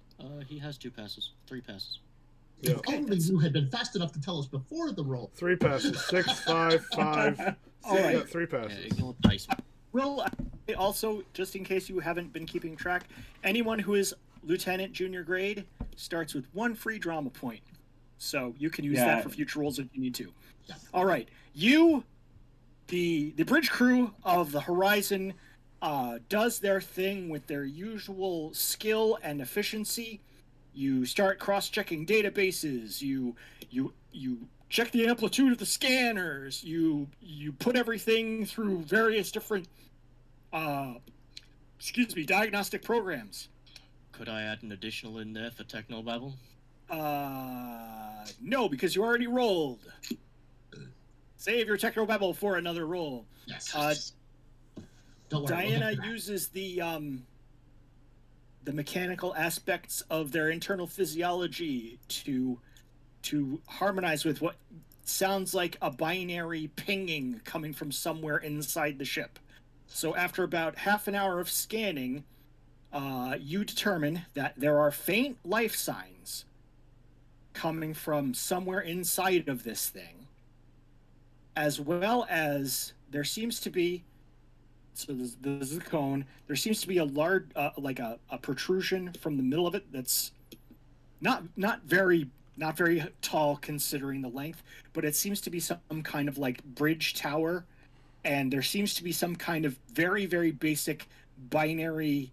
You don't know if it's a distress signal. It's some kind of signal, and it's just pinging and pinging and pinging, and it keeps repeating. Anyone familiar with binary? Asks the Synthoid. It's a joke. I mean, I'm very the Sorry, Synthoids in it's general not utilize funny. quantum computing, and as a result of that, the binary would be as distantly beyond them as beneath them as cave painting would be beneath a Homo sapien sapien. But pattern recognition is key here. I have a Right. question. I would remind the good Synthoid that a core point of quantum sensing is integer factorization, which is based on binary principle, and thus they would require it for their integral knowledge in being able to complete any memory processes, otherwise they simply would not exist. I would be worried if they did not know the ones and zeros, because the quantum circuit model requires that they do. I was making a joke, but okay. Yeah. Anyway, Yeah, so- they don't have emotions, but sarcasm technically isn't an emotion. So Right. And I would say that Diana gets a drama point for that because nobody knew that you were joking, and that's totally a Synthoid thing. So I'm sorry. Someone else. Was it you, Kaysen, or Noble that was talking before? I was gonna say, does anybody know how long the ship has been in its current state? For I am wondering of the health of the crew that may be on it. If it is being bombarded with radiation, it would not be good of us to allow them to be bombarded with further radiation, causing permanent damage to their Okay, drop a physiologies. point. Perhaps we should form a rescue party. That would be ill-advised currently. We do not understand the heavy situation of what's going on. What does the captain have to say in all of this? The captain is pondering. He says, and then starts licking the back of his hand. And he says, He says, I've taken all of your suggestions under advisement. I think we should move closer and see if we can do more short-range scans to see if we can get any specific details that we're missing from being at such a range from this vessel. I agree that it would be dangerous, but if there are crew members on the ship that are in need of rescue, we should at least try and facilitate one. And in addition, since it's clear from going through our databases that we have no record of any vessels of this size or type on record, that it behooves us as an exploration ship to explore it. Within the realms of safety, of course. May I interject with something as well? Yes, of course. Though you are carbon life forms and could be affected by diseases and such things, that should be on our mind as well if we to attempt such a rescue. That will be mindful. I am not affected by most carbon-based diseases. So am I. That's true.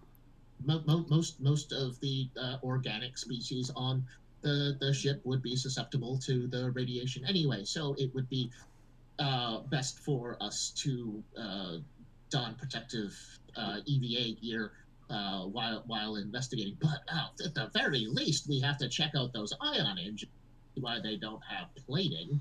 Well, Would it be possible for us to navigate the ship in between itself and possibly the closest celestial body to prevent, a shielding of sorts? I am not familiar with how this works with the shields. If we can somehow project our shields in front of the ship to prevent further radiation. As a being from a heavily radioactive, going on board that thing would just be like curling up in a sunbeam to me. But radiation is typically line of sight. It doesn't curve unless the light is curved by some extreme source of gravity, which I do not believe is present. So if we were to interpose ourselves between the source of the radiation, we could expand our shields to hypothetically screen, provide a selectively permeable membrane to prevent radiation. However, I'm not sure how much radiation is being generated by the buckled engine. Which point, since a fellow speaks up, nodding his head at the same time, states, without an in-depth analysis of what this star is and what that engine is, we may find ourselves not only exposed to deuteronic radiation, but a broken down ionizing radiation that our shields simply would not be able to protect us against. If we wish to seek further information and perhaps elaborate upon the radioactive decay, we could configure what is known in the sensor holding as a gridless source beam. We could use the duoplasmatrons from our forward sensor array to get a compositive analysis on the hull and register its rate of degradation. If we get a positive result back, then we should most definitely not go anywhere near it. But if we get a negative, it might be safe for short holds. Could we not take the information of the radiation and isolate what radiation is coming in through the celestial bodies and what is being emitted? Is that not possible? There's always radiation in space. That is what I was suggesting, yes. It may be that the life forms on this ship evolved in a high radiation environment needed for their metabolism. It could be that there are but only 2 pilots to this great vessel. They might be explorers or scouts or researchers. Radiation is bad? Yes, radiation will cause carbon life forms to their cells to mutate and I can rogue. Punch radiation away. No, you cannot. It is a penetral force that will penetrate your very cells of your body. Yeah. All creatures evolve with a natural radiation level. Some of them are also exposed occasionally to more than their usual radiation background. There's several types of radiation, and one you have splitting cells and one that you have fused cells. Not cells, brain, atoms, Brian. It all depends on the particular wavelengths and frequencies at which the spectra of radiation operate. Yes. For instance, so technically the light perceptible by the majority of sapient species optic nerves and so forth is perfectly harmless, but would technically be radiation. However, deeper into ranges, the Röntgens, gamma rays, X-rays, betas, alphas, and so forth, would radiation sometimes bad. Yes. Only sometimes. Sometimes bad for some people. Myself and the captain would ostensibly have natural resistances to radiation because of our Gattoan origins. It's true. Yeah. There are limits to that. Do scanners say bad radiation? I feel that is what I was going to attempt to find out with an Let's move closer and take another scan. I feel left out in that statement earlier about resistance to radiation. Well, I mean, you'd be fine. My own Synthoid parts are EMP hardened, so that's defended against certain bandwidths of radiation. But as I say, a state feel. I do not feel it. Fair enough. I suggest we hurry up. I'm not good at jokes, I guess. Yeah. The You got a captain chuckle turns out of to me, you Nate. and says, it's quite a right, Ensign Wrongmove. We'll get used to it. Anyways, I shall decrypt the message, the binary. It is a binary message. You're not sure what it's saying apart from, various iterations of ones and zeros. Interesting. Perhaps being degraded by the background radiation of this environment, we should indeed get closer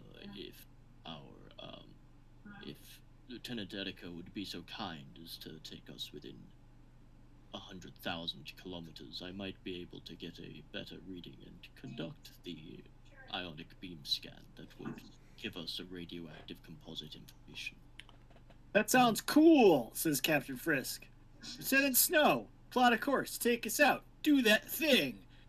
And she, being a Gattoan, leans forward on the helm controls and her ears are pointed, and you can see her tail coming up at the back and it's all bristly. She says, I'm ready to go, Captain. Doot, doot, doot, doot, doot, doot, doot. And she stares as your ship moves forward.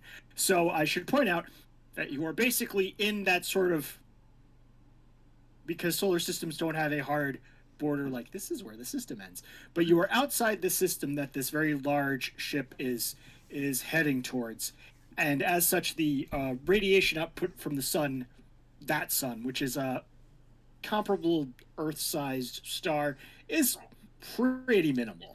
Is it the same class? Yes. Right. That's a yellow. Got it. Then it wouldn't be radiation we had to worry about anyway. Yeah. Well, the ship. So you don't have any sign that the ship has been irradiated. Just that its radioactive shielding is gone. And as you approach, you realize, somewhat to your shock, just how large this ship is. It is about 40 kilometers from fore to aft, and probably about 20 or so kilometers at its widest diameter in the back. So possibly a colony ship, but not a world ship. Possibly, yes. Again, as you approach, you see tremendous signs of damage. This ship looks like it has been through quite a lot. You can now clearly see the functioning ion engines amidst the bank of engines that are either deactivated or are, for whatever reason, damaged, no longer working. You can also see that there are several, looks like docking bays with airlocks, as well as the control tower, which is sort of amidships poking up with a big sort of like the Seattle needle with the big round thing on top. It basically looks like that, which you guess might be some kind of observation deck or the bridge, maybe. Okay. Or a rotating restaurant. Or a rotating restaurant, yes. Lieutenant Snow says, I'm matching our speed and trajectory with the unknown ship now. Awesome.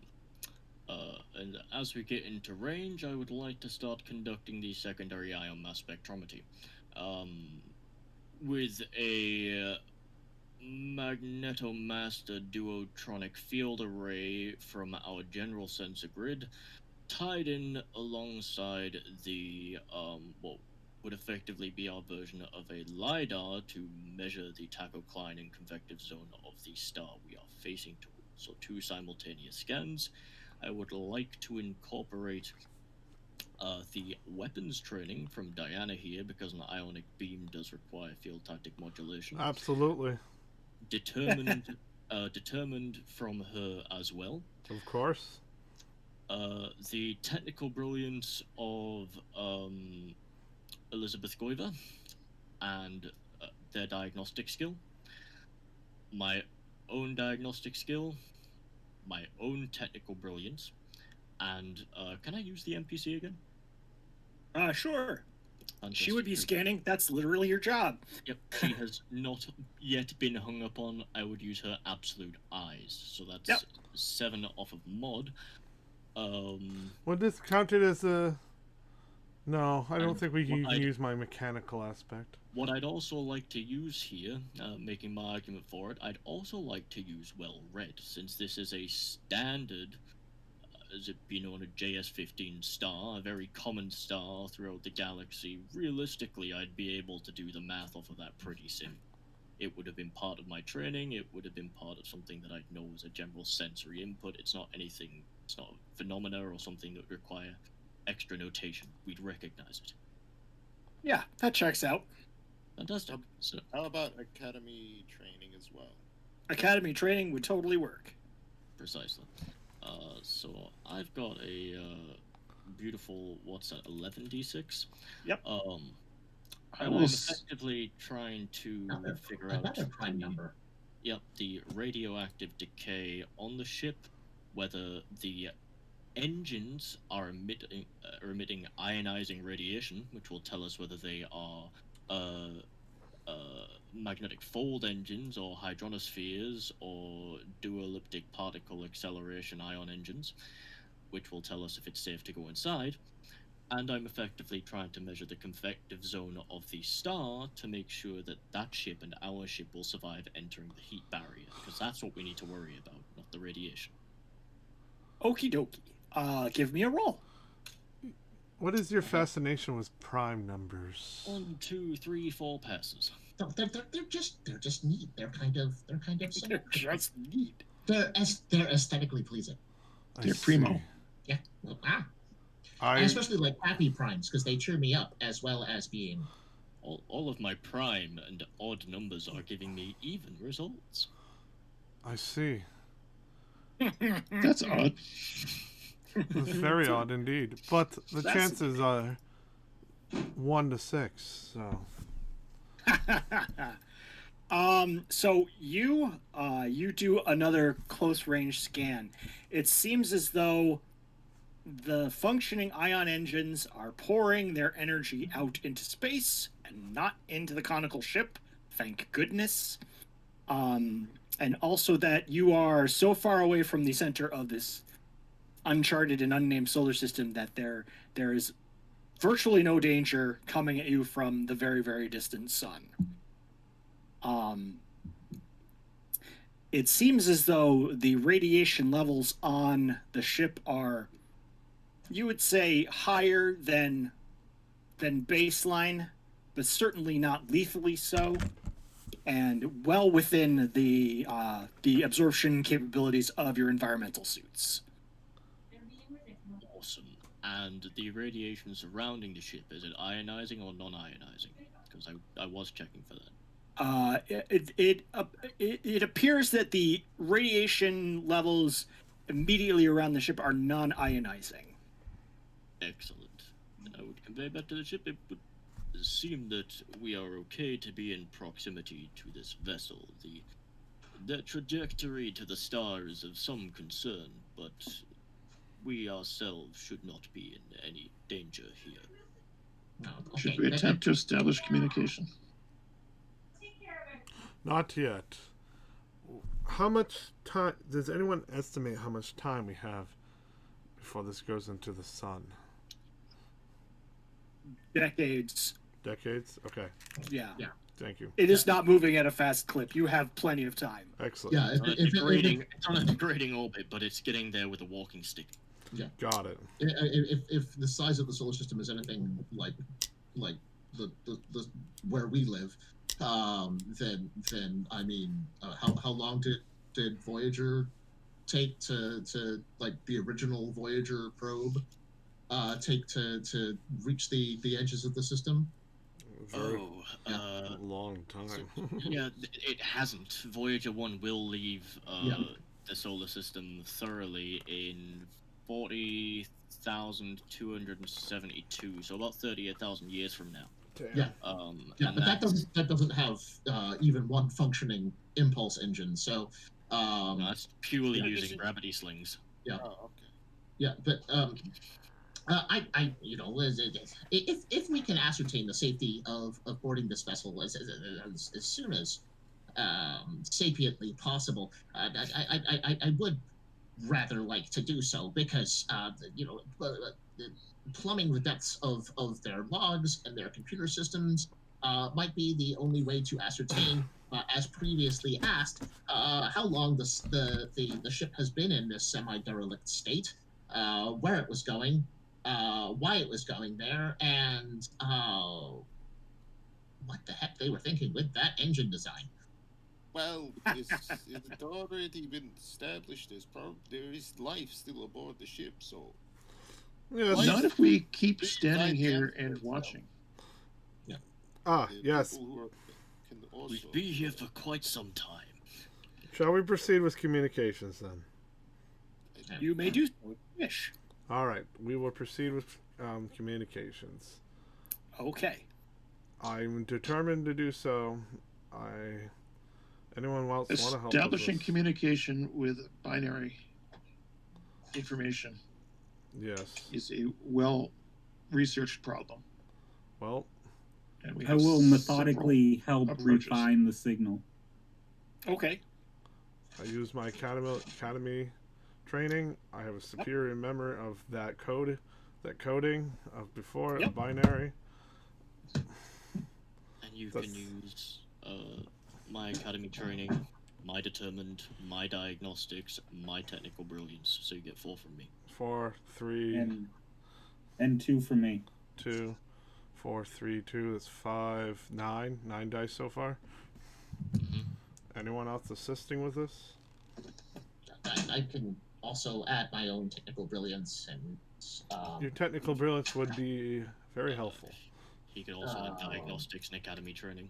and diagnostics academy training and the engineering trait by my own particular occupation. Is that 4 more additional?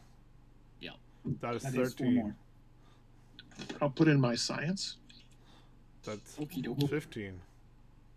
That's a big pile. Give me a roll. Science. Hey, you shouldn't have told us we could double up because people are sussing on now. Well, that is the mechanics of the system. That is totally fine. Dice rolls.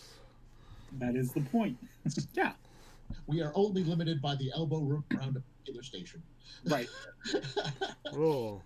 That's why all our stations are in little pedestals in big open spaces. So Yes. 15 dice. That's why I take the ceiling. 15 d6. Thank you very much. That's what's the success? 5? 5s and 6s. 5 and there's 6. 4 1, 2. There's You 4. got 4 again. Yep. 4 successes. Alrighty, Rudy. That's okay. So you work together and craft a binary signal that will look like a broadcast signal instead of just like random noise. And you focus a tight beam, and you decide because you're not quite sure where else to aim it at. You aim it at that sort of exposed observation tower that you can see. Because this time of day, they'll be having dinner. Yes. Slowly rotating Wow. restaurant. Isn't dinner all every time? You put it in a tight beam. You let it play for about 15 minutes. There's no response. You then decide to try using that with the life signs that you're detecting to beam it into different sections of the ship, and there is no response. So it appears as though the communications are one way. Well, in my opinion, there's another option. Is unfortunately beam aboard. I'm not sure that hull will block teleporters or not. It doesn't block radiation. That's That is very true. Does our scan indicate whether teleporters would be blocked by their hull? you don't think the hull will block the teleport pods, and you are fairly certain that with the radiation shielding down, there's really very little interference, if at all. I believe this was going to happen before, or you could say I'd had a feeling, but that would be not right. So do you want to teleport or take a shuttle? Is there? We should probably take a shuttle. On the... I mean, there are ostensibly accessible airlocks and various ports and so forth that we could approach physically. It's anyone's guess whether the interlocks would be compatible with a completely extra celestial mechanism. If we beam aboard, Bakachu smiles and says, I can open the door. Of course.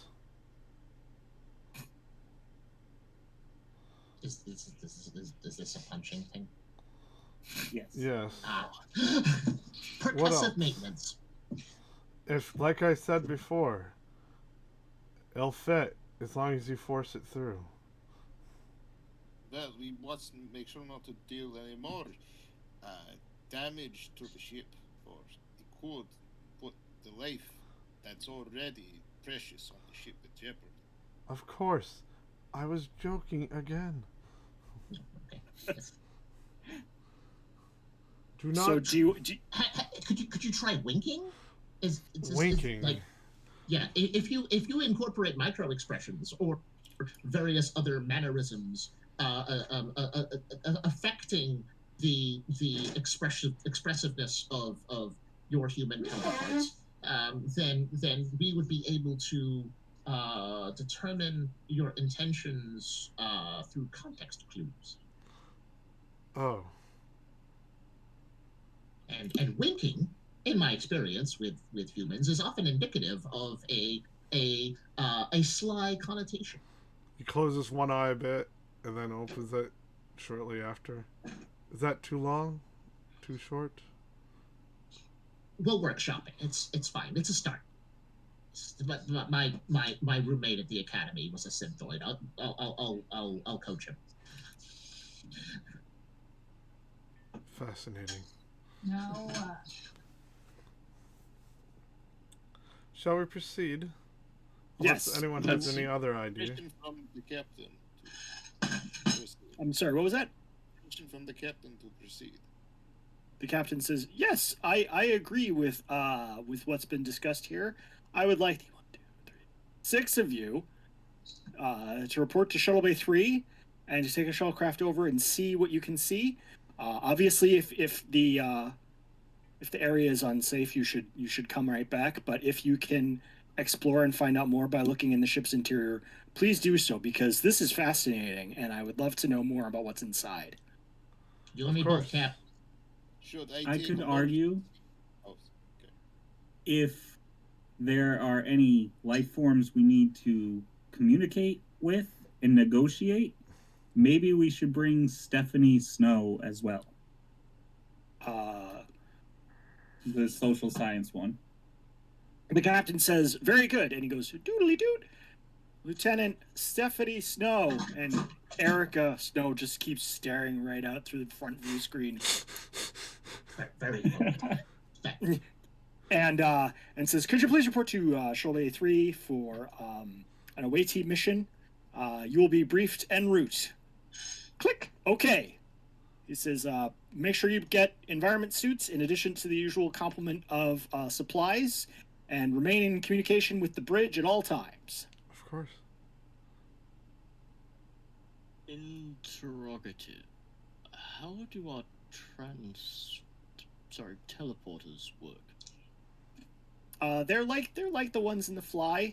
You get into a little canister, and there's a flash of light, and then you're somewhere else. Like the Fly, remember. They don't need to be occupied to be used, correct? No. Then my fellow would pipe up and say, good sirs, on your travels I shall not join. I will stay behind in case you need an alternative method of exit, but I shall send Amelia in my stead. She will be more than helpful in your attempts to survey the structures. Her eyes are better than mine. Yeah, okay. Very well. This is an attempt to subvert the captain's orders. The If captain he says, just Who heard that? the captain, who looks like he's about to fall asleep, says, "No, that seems cool to me. You should do that." We get the most lax captain ever. He's friendly and he's half Ridian, so yeah, he's like, "That's cool. Sure." Dude, I just can imagine sometimes he's like, oh, I need to smoke a joint here. Young Amelia does not have the There's no technical smoking, ability Captain. to throw some pods into an enclosed room at low escape velocity, so I'll send her in my stead in case you all need a way out. That is not. Yes, a space backup plan would be very. What's the word? Keep an eye Welcome. on the sub primary reactor panels, because I'm trying a new modulation frequency, and I'd appreciate an update occasionally. Like, you absolutely, you can do it from your station. No need to get up close and personal, but just We If will- those systems explode, I will certainly lock them down for you to clean up later. Worry not. I would It was one time. It was one explosion. Yes. One, And two, what? men. Now stop that one from exploding. Away.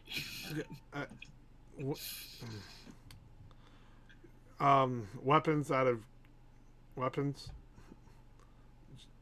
What can we bring for weapons? What should we bring for weapons? So your usual, I'm going to go to the equipment section and I will tell you A little your thunder, usual.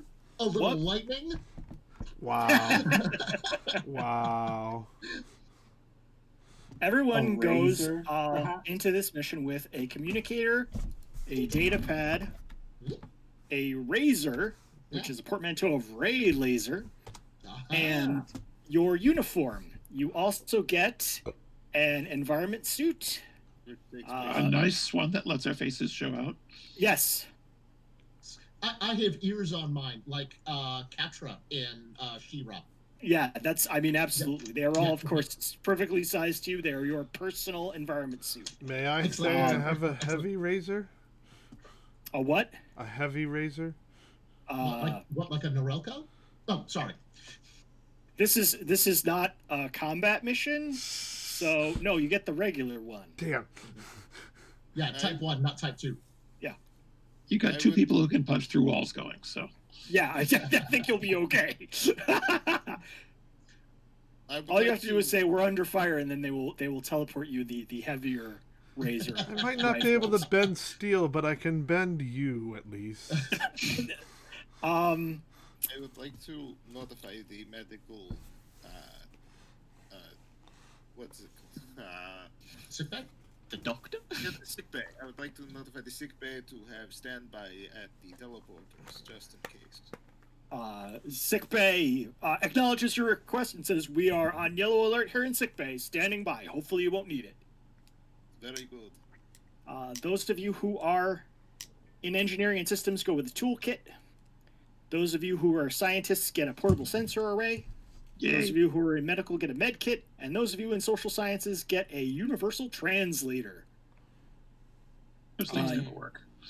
You are met in Shuttle Bay 3 by Lieutenant Amelia Crawford, who has disproportionately large eyes and who is staring at you fixedly and who disturbingly never blinks, as well as Lieutenant Stephanie Snow, the human one, who is patiently waiting for you all to arrive. "Hi, everyone," she says. I never blink either. But you could. That's true. That's why winking is a new thing for you. Yeah, as a felinoid, I totally respect her abilities in a staring contest. Mm-hmm. Does that give you dry eye? Do you need special eye drops for those? She looks at you quizzically. "No, I'm fine." Very well. Klingons have no tear ducts. All right. Quack. Lieutenant Snow says, "Hello, Lieutenant Bakachu. How are you?" I am good. Yes. Ready to go? Christ. Yes. The the game. I sure am. And she keys the door to the shuttlecraft, and you all pile I in. need a drink for this. Shuttle, or are we taking? Teleportation. Yeah, we're taking the shuttle. The shuttle is named Lucille. Okay. All right. Okay. Perfect. We're taking the Lucille. This is now and- canon. Yes. Nice. We're taking the Lucille, and if need be, Shepard Sylvan. Yes. Sylvan is hanging back to give us an emergency beam out if the situation is rendered Charlie Foxtrot. Fair enough. Yeah. You take the Lucille out of the shuttle bay, and using all of your usual piloting skills and your procedures, you fly along the starboard side, you think, of this craft, and you go to a landing bay area that from your craft you see looks like might have a remote control lock for a force field that will close off the entrance to deep space and maybe pump in some atmosphere, or at the very least prevent you from being blown out into deep space. You That are would be not sure how to activate it, though. Yeah, explosive decompression. As deaths go, it's not the funniest. I mean, I'm not a doctor, but I will look at it to see how to activate. I got mechanical, and I'm determined to do so. Okay. And I don't know if my academy training would be. It should, yeah. I will throw in a soupçon of technical brilliance. Okay. My own engineering training, and my cat is sitting on my, which is ironic.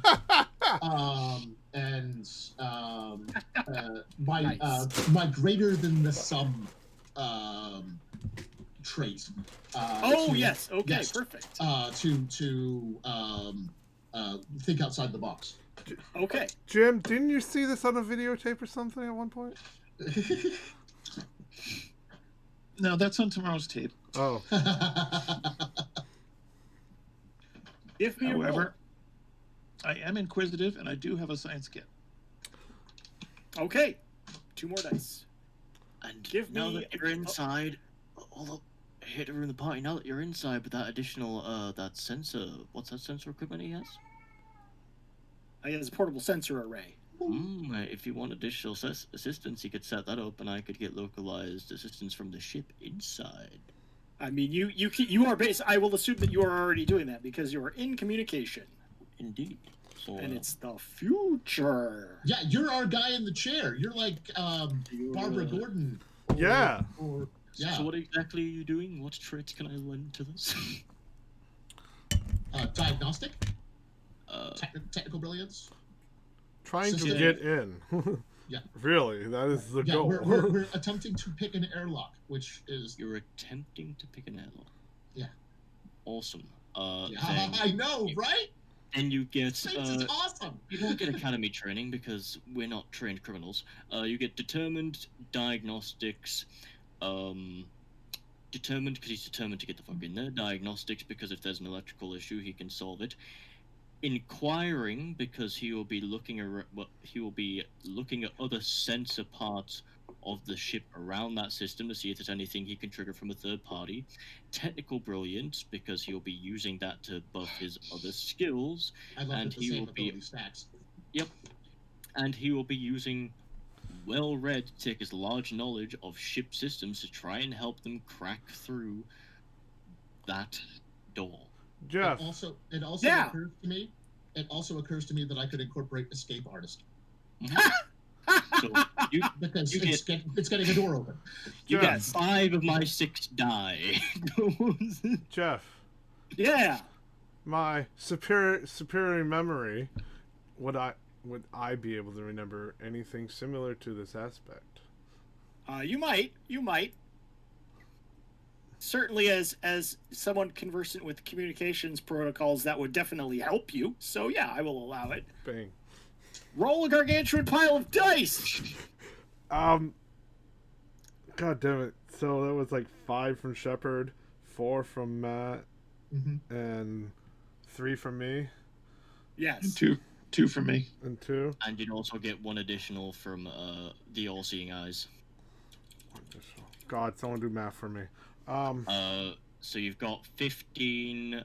Sorry, what was your own dice? 4. 3. Okay, so you're doing 3, yeah. So that's 15. If no one else is contributing anything, plus your 1 extra, that would be 16. Okay, thank you.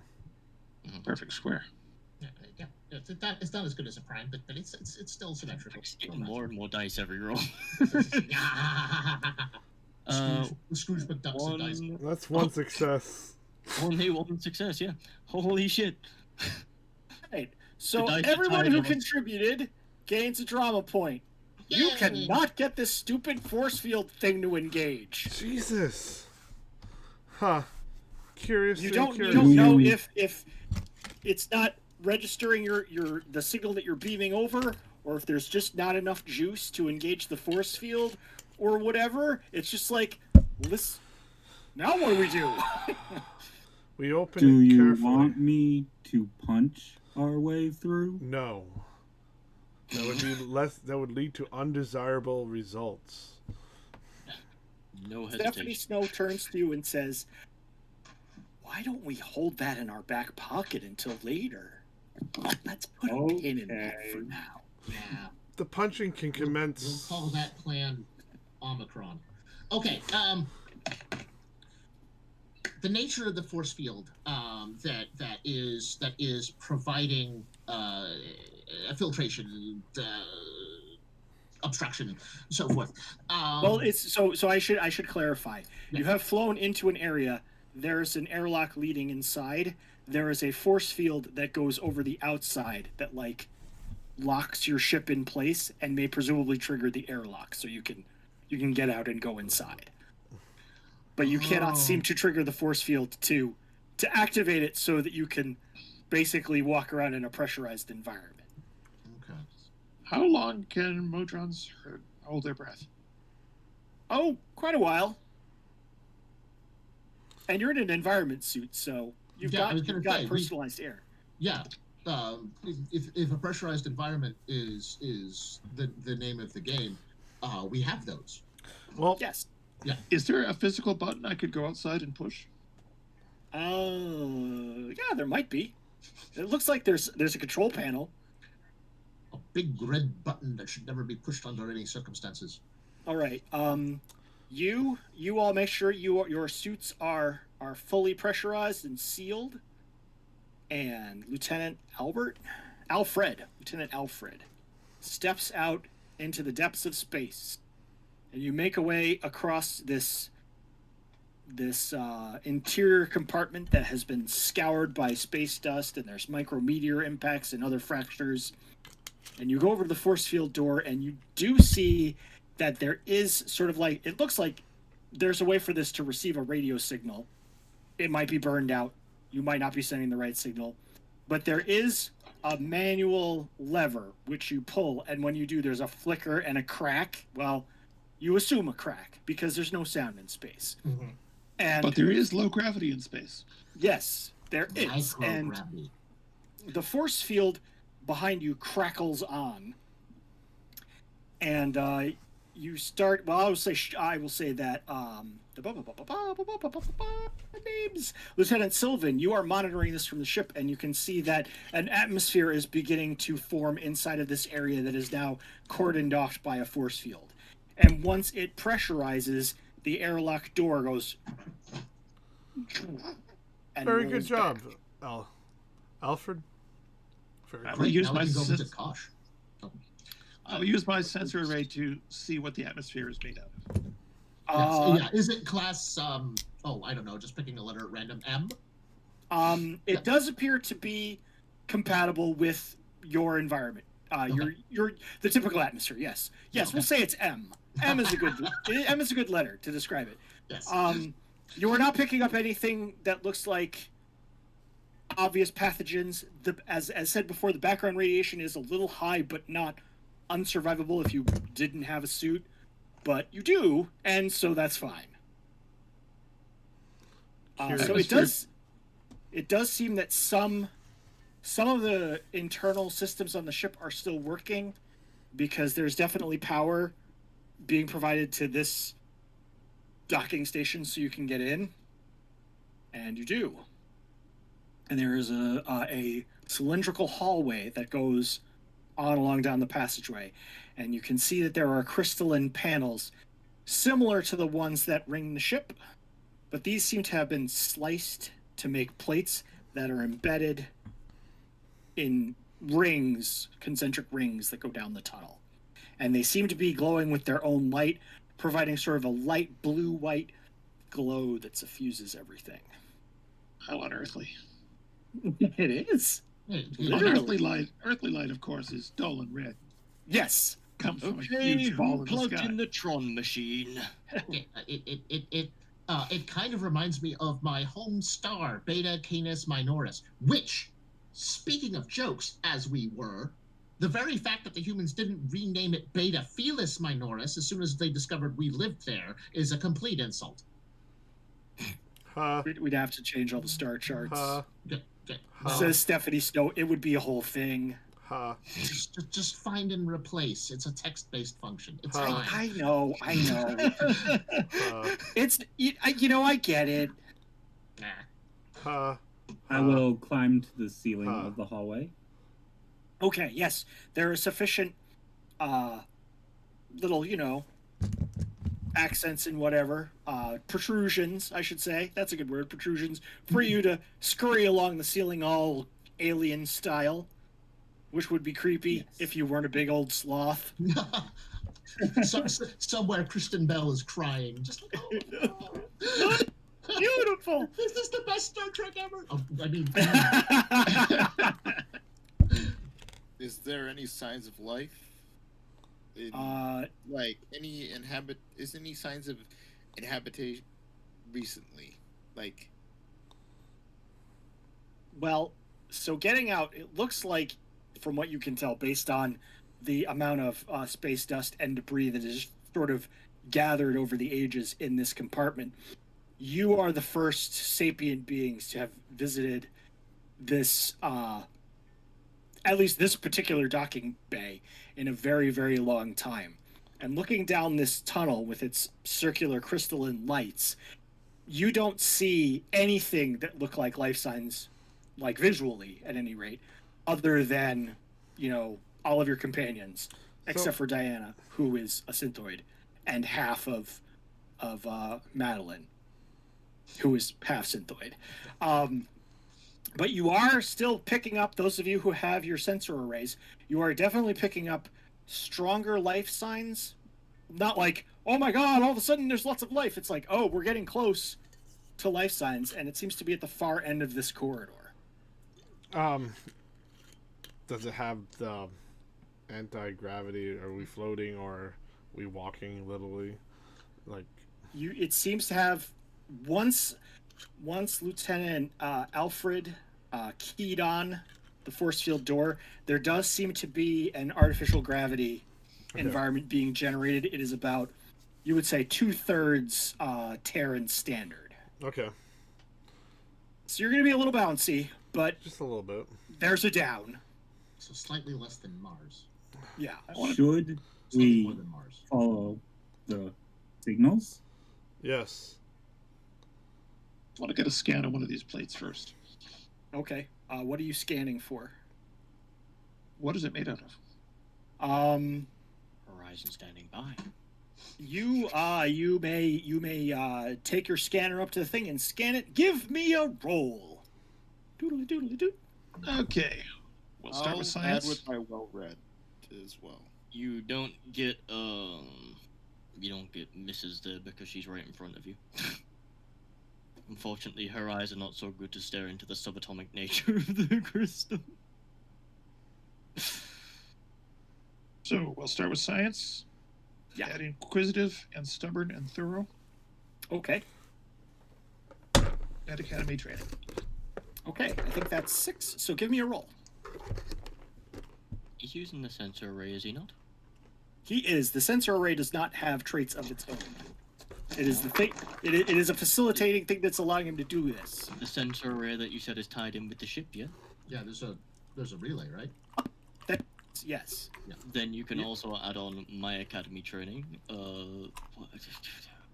Yeah, My Academy training, My Determined. Again, diagnostic to try and avoid any failures. Inquiring because I am inquisitive regarding this and the entire structure up to thus far. I now have a whole host of compositions on my screen from trying to figure out the surface complex of this area. Technical brilliance, and I don't know anything about geology, so we can skip well read. But once again, someone has 5 dice from me. And you can add My Academy training and methodical. Okay. So that's 12, I think. 12 dice. Okay, 2, 4, 6, 8, 10. Yeah, 2 7 more. additional from other crew members. That's not my focus currently. My focus is 1 success. Okay. Everybody who contributes gains a drama point. You know that He's banging his fist on his console like, for God's sake, not again! Where's the piece of trash? the only thing that you can determine. So you're using your drama point right away? I've got 2 of them. So, about the only thing that you can determine from the scan is that these are the same type of crystals that ring the outside of the ship. They do seem to be generating some kind of mild electrical current, but it is a composition, a crystalline structure that is unknown to you and is not included in any of your databases, which is really fascinating, but not very helpful for you to figure out what the hell it is. We should probably have a sample to bring back. You may take samples if you like. That's totally legit. I'll have to take a sample. That Okay. would be the logical thing to do. All right. You get a better understanding. Lieutenant Alfred takes a sample of one of the crystalline plates in the hallway, puts it in a little jar. A little silicon jar. Yeah. Out of curiosity, does it retain its piezoelectric qualities within That's the the word I jar? was looking for. Ah. Yes, it does. Yes. So a Just little for bit- clarity, is it still solid? Does it not melt like a changeling? It does not melt. It remains a crystal. It keeps its structure. There is a slight jump in the piezovoltaic current science when you cut it free from the wall, but then it goes back down to the baseline. So you put it in the jar. Was that the crystal whispering science? No, that was me. That was me. The crystal does not say anything. It is just a crystal. Damn you, science! Is it Yes, still the glowing? voice Yes. of Majel Barrett Roddenberry from beyond the secular humanist graves. Yes. Working. Bill Nye the Science Guy. So yeah, first week of the academy, I'm starting to join the engineering track. Just as as he's taking the sample, I'm just sort of making conversation with Is this pertinent? with Diana for further elucidation of the whole joke thing. They try to convince me, this is like a hazing thing, they try to convince me that I need to solve a problem by reversing the polarity of the neutron flow. And that's comedy. Because you can't reverse the polarity of a neutron. They're neutral. It's right there on the tin. However, I did impress them by converting a large number of positrons to electrons. If you can't tell, I'm trying to hold back my laughter. So, Lieutenant Snow, that's the moment you start talking, seems to divert her whole attention to you, smiles, and starts nodding. While Lieutenant Crawford just stares at you and says, They were cadets in Space Fleet. They should have known that. That's embarrassing. Well, yeah, no, I know. They were hazing me. I was the new kitten on the block. It was fine. She says hazing is against Academy policy. Well, evidently maybe they It don't- wasn't don't. supposed to got reduce the polarity of the neutron flow? Evidently, they didn't read the rules. at the end. No, I suppose not, she says, and turns unblinkingly to scan the corridor. Anyways, Comedy shall between we? Friends. Anyway. I slowly step forward. Making All my right, way you are all downtown. in this Pace hallway, is this fast. access tunnel. I'm homebound. No, sorry.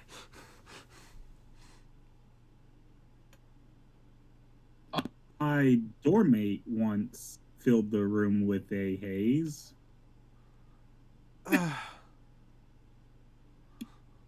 What? What color was it? Was it purple? Was it a purple haze? Oh. You know what? I was gonna make that joke, but I decided to hold back.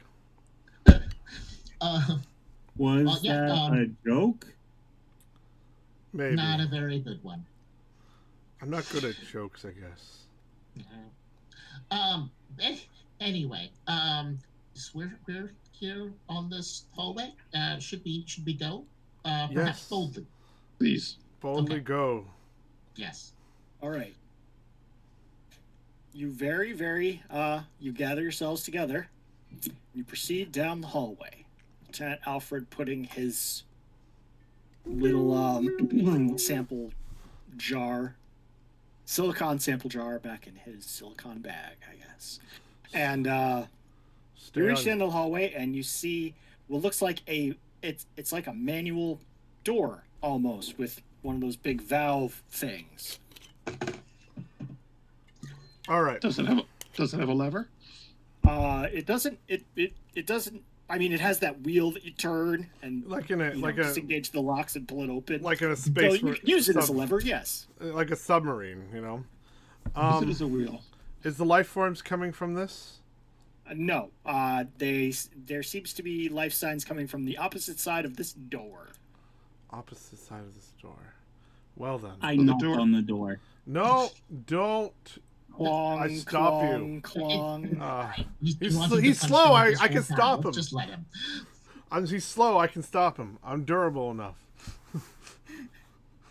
Do you want to wrestle with the Ridian? Yes, Because I we can do. do that. I do not want him to do that. He's slow. I'm faster than him. I had a read on him the whole time. Okay, so we're gonna do a resisted challenge then. Yay! Oh, no. So I will have Bak Chu build a dice pool for go and knock on the door, and I will have Diana make a roll to keep that thing from happening. So build dice pools, make a roll. Let's see. I was reading his actions ahead of time. I was determined enough. Oh my goodness. Let's see. Haven't you? And I'm durable enough to block that. That's true. So that gives me 3 at least. Because you're alive. I'm eerily calm, so unnerved by the person trying to stop me. Methodical. Physically fit to get around that. Of course you are. And I could use my tactics to get around. So I will use my tactics in conjunction against your tactics. And you both have academy training, which, as previously stated, gives you a rudimentary ability to judo chop. Yes. Yes. Academy Gives you your training. Kirk Fu. That's 5 dice, and you got 5 All as right, well. And I Come got on. 6 dice. Oh, you got 6? What? Yeah, because of academy training. I took academy training too. Then you also Then get you should 6. have 6 as well. Oops. That. No, because he's Oh, not that's trying to not be wrong. diplomatic with you, so he is trying to intimidate you effectively. Yes. You have to put an R after the exclamation point and a space. I'm in the wrong section. Yep, so what he'd be using is read people, tactics, intimidating, determined, and academy training, so he'd have 5, not in capitals. I was gonna say, I don't have that many. Just lowercase. Shit, I'm in the log. God damn it. Well, take that in the How do you logs. get up to the log? There we go. I'm 2 successes. 3. Okay. Yeah, Nate got 3. I get stopped. All right. Yes. No. So, so Baktru, you gain a drama point, and so Yep. you just kind of amble. You know, climb across the ceiling, and you're just like, and he grabs your wrist and says, "No." We do not. We must have the element of surprise. I think Against what? I am quite surprising. Let's have silence and go in there with tactfulness. I think you understand that, right? He nods. Okay. Okay, I use the wheel to open the door. Okay, you. It takes a bit, but you are very strong, so not that much of a bit. You turn the valve. You feel the locking mechanism disengage and retract in the door, and you pull it open. And beyond, you see this incredibly vast space, which if you didn't know you were in a ship, you would be like, I would have no idea I was in a ship. Dense mist hangs in clusters in the air, blocking out sight, mostly the side of the ceiling. Below there is this sort of muddy ground that stretches out and away from you. You can see lots of plant life, mostly of a blue or a blue-greenish tint, glowing everywhere. Not glowing, growing. Growing, Geoff. Use your words. What a word. The area is thick with mud. Some of it is a little bit drier and therefore more stable than others. In other places, you can see lower lying levels that are filled with murky water. You're not quite sure how deep it is. Some of them might only be puddle deep, but honestly, who can tell? You can hear through the speakers on your environment suits that there appear to be some kind of insect life buzzing around. And in the distance, very far in the distance, almost obscured by growing ranks of this tall blue-green grass, you see large humped creatures. You don't know if they're feeding or resting or whatever, but they're way over that away. It reminds me of the forests and tropical jungles of my home. I would like to scan for any potential threats. Okay, give me a scanning roll.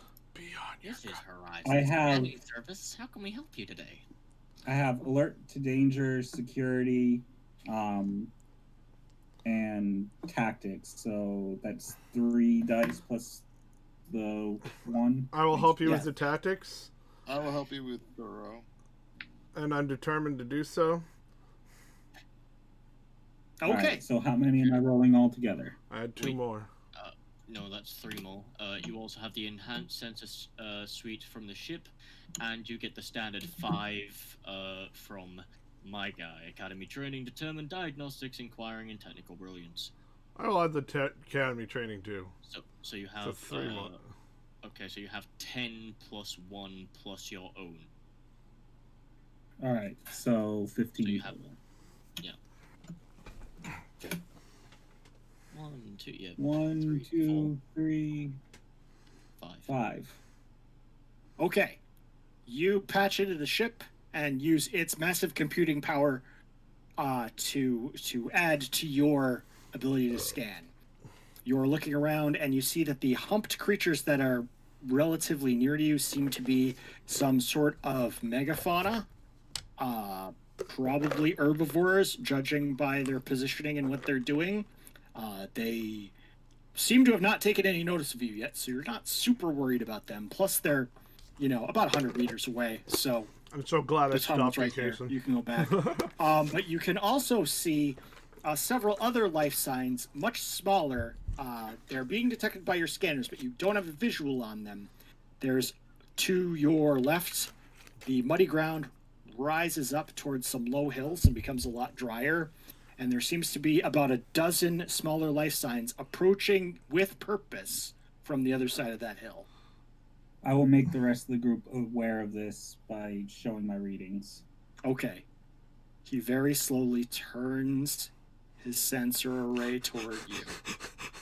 Yeah, she was coming to dinner. I'll take a sample of the grass, including the dirt it's growing in. Okay. Recognition to the change of situation, I would like to prepare my secondary evacuation method in advance. Hopefully that preparedness offers me a boost if I need to get them the hell out of there. Perfect. You cycle up the teleport pods. I would like to slide into the waters close by. Okay. You are amphibious, so that is second nature to you. The particular small pond puddle collection of water is about 3 meters deep. So if you want, you can be more or less completely submerged. It's cool and kind of slimy, but it's water, and you're familiar with water, so it's fine. Everyone, make sure you're actually breathing it because the environment suit. He's Oh, that's true too. Yeah, right. I mean, but yes, but as a Krakenoid, he moves in water as easily as he moves on the land. Oh, of course. So yeah, I keep forgetting. Yes, environment suit. So you do your spaceman jump into the water. You're fine. Everyone, prepare your racers. Let's put it on stun for now. We should be tactful and mindful of the situation. Just be ready for anything. Stay high alert. I think the life forms are quite small. That may be small, but that doesn't mean they will not cause significant damage. And when you say small, is it small relative to, your general quote unquote standard size humanoid, or small in comparison to, say, the megafauna over there? Small in comparison to the megafauna, they are roughly humanoid sized. And as you are all taking out your razors and making sure they're on stun, Lieutenant Crawford points and says, "Look, there they are." And can any of us with normal eyes see them? She catches movement on the other side of the hill, and then you see them as they crest the top of the hill. They're bipeds with sort of greenish, pinkish, rubbery skin. They look like a cross between fish people, maybe, and frog people. They have very large, very luminous, bulging eyes and very, very big, wide mouths. They seem to be dressed in kind of... you're not sure if it's rags or if it's some kind of loosely woven garments. And they are all carrying spears and nets and other simple weapons. And they see you and they cluster together on top of the hill and start nervously conversing with one another. Someone was a communicator. Well, a translator. Can I use my sensor array to feed this noise to the universal translator? Yes, you can. Stephanie Snow is as a social sciences officer. She comes over to you with her universal translator, and you plug it in. Okay. And you start running it through the ship's database of all known languages, for which I will need a roll. You can use the biofilament circuitry as a dice there. Improved computational power. So, science and diagnostics. I can also Academy training. Yep. I can also add academy training, diagnostics, my own superior memory, like your own. And again, greater than the sum. Okay. So, You get that's full. okay, yeah. You get biofilament circuitry and the enhanced sensor suite from the ship, and the reasons are the same for the last 5. You get 5, an additional 5 from me, so you're 11 additional dice. And academy training for me, so 12. one more. And well-read from me, I guess. Yeah, that would help with pattern recognition. 13. Plus 13. 1. So 14 total. I'm gonna need more dice. Yeah. How many successes? 1, 2, 3 so far. Okay. That's good so far. And a 4th. Okay. you cluster around, and it's sort of amusing because they have clustered around, then you cluster around Lieutenant Albert's scanner, and then they kind of look at you, and you kind of look at them, and then you all both go. It is rapidly cycling through your computer database. This appears to be somewhat tangentially related to a very, very ancient language, and it is gradually cobbling something together so that you can have rudimentary speech with whoever these people are. Okay. And as it begins, as it's finishing up its first cycle, two of the frogfish bipeds leave their spears behind with their companions and very slowly walk down the hill into the mucky swamp marshy area towards you. I holster my razor. You holster it? Yeah. Okay. I hop down from the ceiling in front of the party like I'm a shield. Okay. And rise up. That's not terrifying. Nick Sloth, Agent of S.H.I.E.L.D. Yes. I kind of lean around him like I'm craning my head through a closing door, just like. So He's I'm cat dancing. the diplomat, and I read situations. You know. Okay. They have their hands out like this. And one of them says, "Greetings. Greetings. We you're like blah, blah, blah." Seems like the translator's still trying to catch up. Can I judge their overall well-being, whether or not they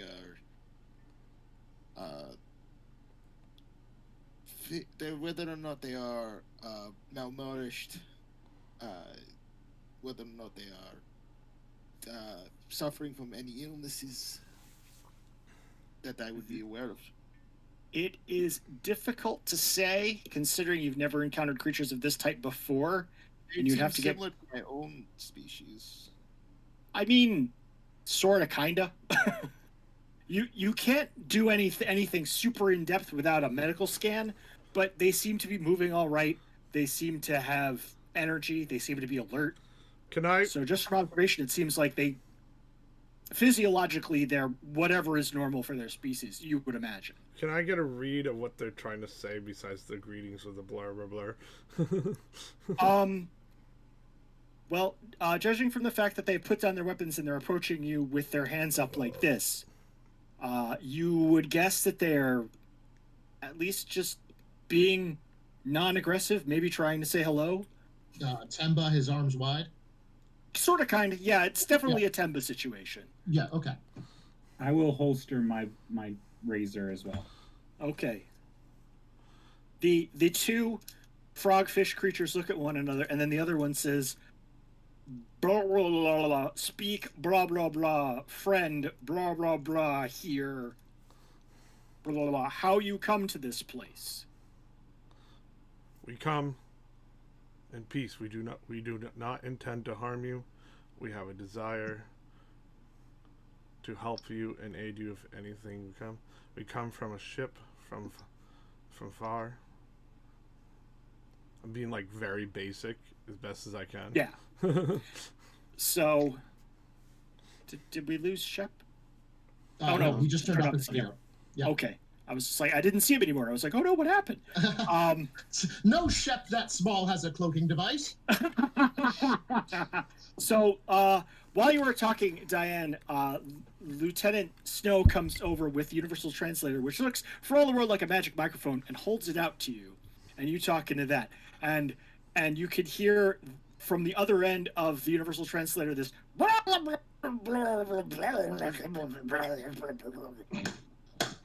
Very And the two Tony frog- elbow. I approve.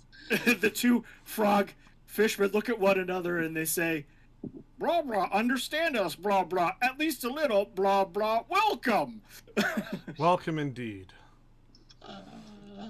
We Blah, blah, blah, Appreciate blah. the- People of Zorn, blah, blah, blah. Welcome, blah, blah, blah. Pilgrimage, blah, blah, blah. To the great light. I see. Light danger. Yeah. Good. You guys are nosediving a photosphere on purpose? Can you ask them whether how many generations they have existed on this ship? How long have you been on the ship?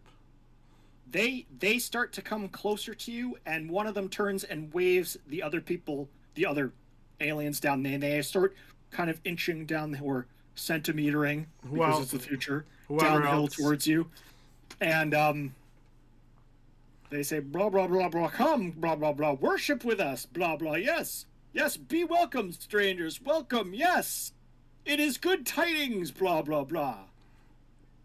We shall. They would. Can I converse with you? I think that these are, let's just say, the descendants of a shipwreck who have been maybe founded new religion. Excuse us for 1 second. As a, Blah, blah, of course, blah blah blah blah. Oh, good tidings, yes, blah blah blah. I talked to him. Well, you know, what up the communicator. Hopefully they don't The understand. universal translator. What do you think? Don't translate that. Please don't no. I believe a reconnaissance is necessary. They seem fairly healthy for the state of their ship. So I would assume that whatever has happened here has happened a long time ago, and they have probably not even cared about it. They seem to be... Primitive? Yes. They seem to have regressed, possibly, to a more primitive... Maybe they're not. Maybe they're not. Weren't the current inhabitants of habits that was Possibly. before. Not seen any other besides the grazing animals over yonder. To Horizon. What do you think of this situation? I don't know if you heard the communicators heard what was going on. The captain says, "No, we totally heard.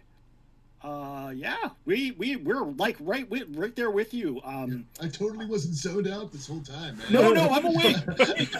That's my problem. I was like, is the captain really paying attention to the? No. Lieutenant Sylvan is right here, and he has been broadcasting everything that you've been recording, audio and visual, up here on the bridge. We've got a good lock on you. There's no the thing with the signal scrambling like eggs. There's no scrambling like eggs. Everything's great, and yeah.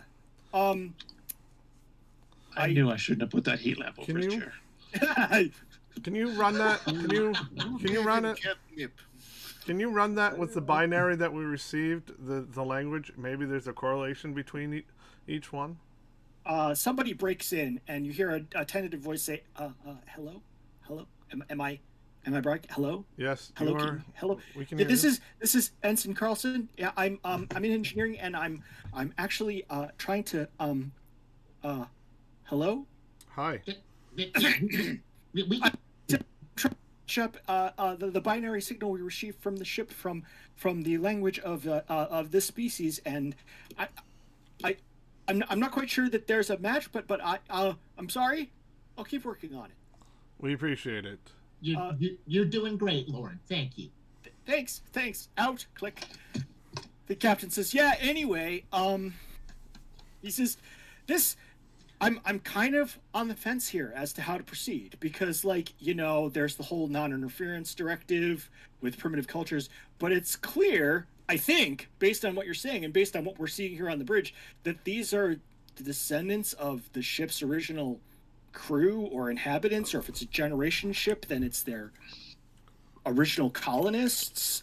So I think you should find out more. And obviously, I mean, they're, according to all of our calculations, they're in danger. Probably not for several decades, but one day they might be, and we may need to, do something. I don't know. Precisely. See if you can find out more information. That'll help us to make a better decision. Yeah, delegating. I'm so good at being the captain. Yes, you are, Captain. Anyways. Yeah. What? Yes, of course. If We somebody shall- could run a scan of the system and see if there are habitable for these people planets in the system. Let's see, who would do that? Hello. Yeah, probably Shepard. Hello, yes. Yes, Shepard, you can do that if you like. You are on sort of the edge of known Alliance space, so data is a little sparse, but you can certainly cast a wide net and see what you find. Yep, I am going to use all Sparse? 6 of He's my traits for dead! this Oh. because I'm going to use all 6 of my traits for this because they all apply. I'm going to use the extended sensors and the improved electronics, and I am also going to use the improved communications. Because I will I'll be add. looking for civilizations that would accept that. Yeah, I will add well read for the knowledge of amphibious races. Oh, yes. Oh, good idea. Yes, very good. Okay. Narrow down the and- planets. It's superior memory. Okay. Yep. All right. So the frogfish people are still conversing with themselves while you're like talking to the ship. Give me a roll. I've got 5 successes. Okay. Nice. That's pretty good. You basically grab all the parameters that you can see, or that you have. Not that you can see. It's not like look over there, but basically everything that Lieutenant Alfred has been carefully cataloging thus far, plus all of your sensory information, plus your long-range physiological observation of these individuals, and you put it into the system, and several things come up. First of all, that there is this species is completely unknown. It shares similar traits with Krakenoids and with several of the other primarily aquatic-based species known to the Alliance, but there's no one-to-one comparison. So you don't know if they were something else, and the radiation and whatever's happened to them has caused them to become like a new offshoot species, or if there's something that's never been encountered. One thing that you do note is there seems to be something in the records about these energy producing crystals. A recent report was filed by an away team investigating a scientific research station basically on the other side of the quadrant from where you are now, and crystals similar to these held holographic computer information cataloging species from various planets throughout the galaxy. It's a storage, man. Very interesting. So, And it seems that the crystal that you have is very similar in type and composition. just as a third-party question, just because I've been trying to find it difficult putting the image of these people in my head, are they effectively just taller Murlocs? Yeah. I mean, I don't actually know what they look like, but yes, they're sort of like, I would say Murlocs would be good, yeah. Murloc Better is- proportioned and taller Murlocs, yeah. I was imagining frog people, but okay. Just the Yeah, well, they're voice sort was of fish bringing frog back. people. Yeah. Yeah, Like the voice creatures was from the bringing Black back Lagoon. early 2004 World of Warcraft guild raids on Murloc even. Murlocs Yes. have been around forever. Yeah. I counted enough in Castlevania in life. Yeah, I'd sound effectively like- just relay this information. Obviously, this is something that would I believe the captain would have to decide upon because his ship, whether he wants to treat like a ferry crew or not. So do we classify this as an ark of some sort, carrying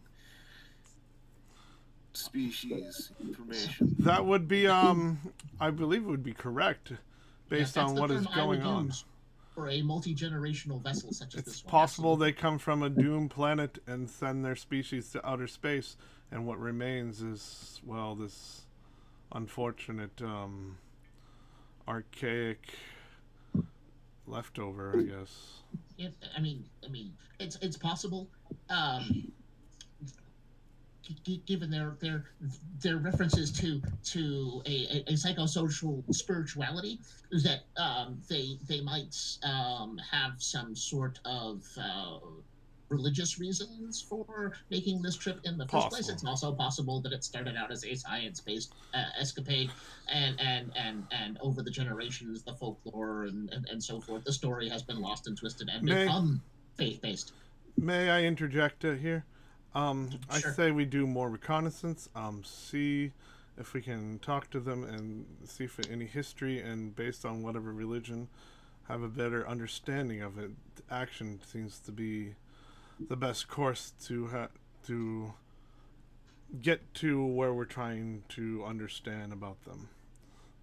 Yeah, absolutely. If nothing else, further discussion with the creatures involved would facilitate the extrapolation effects of the universal translator in decoding their language, so that will lead to, in general, better understanding between us. Absolutely. Yeah. Let's I proceed. would like to point out that this ship is on a crash course with a star, from my understanding and memory. Not for a long time. Yeah, we got a hot minute. It's cool. No, but what I was referring to is their journey to light. Are they on a crash course and they know it and are accepting of it? Well, with basic religion, and especially with humans, worship of the sun is not unfounded. It's generally accepted because the sun, or any star in the solar system, does give life. That's even true for my people. To swim in the sun. Absolutely. Alfred, gain a drama point. What did you say, Jim? I didn't even hear you. But it's even true of my people back in our history. And drop in that sweet Mordon lore. Shall we proceed? Hello, says the universal translator. Greetings. And you look up and you see that one of the fish frog people has approached you relatively closely. He's standing a couple 3 meters away, or she, or them. They are standing a couple 3 meters away. I talk in translator. And you can see that now that they have drawn closer, they're wearing what looks like, you guess, like a poncho with a hood made out of very wide, flexible plant fibers that are woven together. But underneath that, they are wearing the tattered remains of a garment that seems to be made out of more sophisticated engineered materials, like polymers and that sort of thing. And I mean, it's completely wrecked. You're not sure if it's the remains of a uniform or like a protective suit or something like that. But it is definitely the trappings of a future world. And around this person's neck, they are wearing on a very thick cord, sort of plated of plant fibers. They are wearing what looks like some kind of metal alloy. Could be some kind of might once have been some kind of a screen, like an eye screen or something, that has been crudely chipped into the shape of a sun. Hello. Look how right it was. Again. Hello. Greetings. Could you tell us about your journey so far? We have been told by our god that there are strangers, and we have brought to see if they would like to come with us and worship with us and blah blah blah blah blah blah. I am Bokbog. I am the philosopher.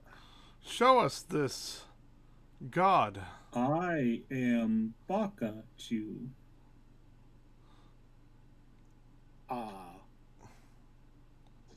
They incline their head towards you, and as if in greeting. And then from behind you, but not like super far behind you, just like sort of from the back of your group, you hear Lieutenant Crawford whisper, I think there's another group coming from the other direction. Thank you. Everyone, be on high alert. I will ask through the communicator, the translator, is there any thing we should worry about in the vicinity? Are you all cohabitating nicely? They say, we are at the edge of the Teely land. We must go before they blah, blah, blah, blah. Does this space correspond to the large disk? Lead to us to the observation tower, you mean? Well, this is a large open area, and I'm wondering if it's... Yeah, there's the ring structure. Is this the restaurant? It is not the restaurant. It is somewhere in the main body of the ship. In fact, it looks like this place is most of the main body of the ship. Lead us to your god. From game. From Take the us other to direction, your you leader. hear a chorus of angry shouts, and several other frogfish people, dressed in slightly different attire but armed similarly, come into view, and the universal translator starts clicking and getting warm as it's translating all at once, and they say, "Saurians, what are you doing on Teely lands? Who are these strangers?" And your host says, "They are the emissaries of the star! They have come to escort us to our great reward." Why not? And the Teely say, "No, that reward is madness. And if you come here," and they gesture at you with their pointy spears, their pointed sticks rather, they say, "Then you will destroy everything and we will fight you." Shall we? No, but I'm kind of on board with that madness thing because I'm not a big fan of coronal injection. Shall we talk about this? There can be no talking with you. How unfortunate. Leave us or face our might. Well then. Face the cold embrace of the waters. What shall we do? How tall are these fish people? Very well, I say, sliding back into waters. You're just like, bloop. Yeah, he about a ain't meter mad. and a I'm not half. a fan, but he Shepard? ain't mad. I don't remember your character, Shepard. I'm sorry. Stand by. Sylvan. Sylvan, stand by to teleport us.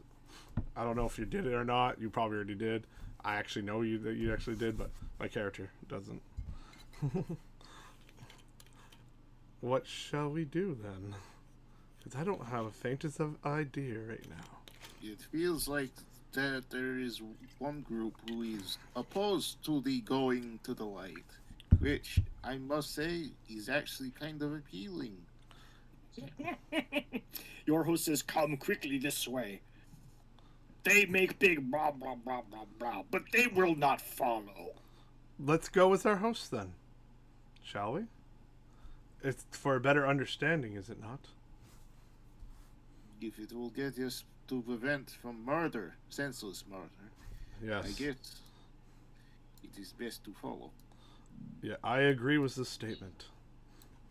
The Teely continue their approach, shaking their weapons and making horrible bullfrog croak noises at you. You decide to quit the field with your hosts, the Sonians. And they basically get to a point, and then they stop and they say, "Never come back here." And others say, if you have come to discourse with the Sonians, and we have nothing to blah blah blah blah blah blah. You're not sure if that was incoherent screaming, a mistranslation, or just an insult that's so idiomatic the universal translator just is like, "I don't know." Whatever. I'm think pretty we can sure it safely- wasn't good. Yeah. I think we just heard a sample of the local profanity. Yeah, that's probably true. Possible. You follow the Sonians, and they take you about a kilometer and a half across these plains of waving blue-gray grass and over and around hills and stuff. And you can see small clusters of larger plants that look like undergrowth, maybe something that could be, you guess, a tree or a very large, very tall shrub. You're not sure. Taxonomically, you won't really know until you do some further study. But the Teely, you look back, and they all turn and depart and go back the way they came. You are brought to the base of this rather large hill, which you climb. And as you get to the top, you can see that the vegetation stops after a certain point. There's some kind of line. You're not sure if it's naturally occurring, considering this is like inside of a spaceship, or if this has been carefully manicured by the inhabitants to be this way. There's this sort of reddish, like greenish, like kind of brown, but more greeny brown dirt, and ringing where the vegetation stops are very large spires of those crystals that you have been seeing everywhere.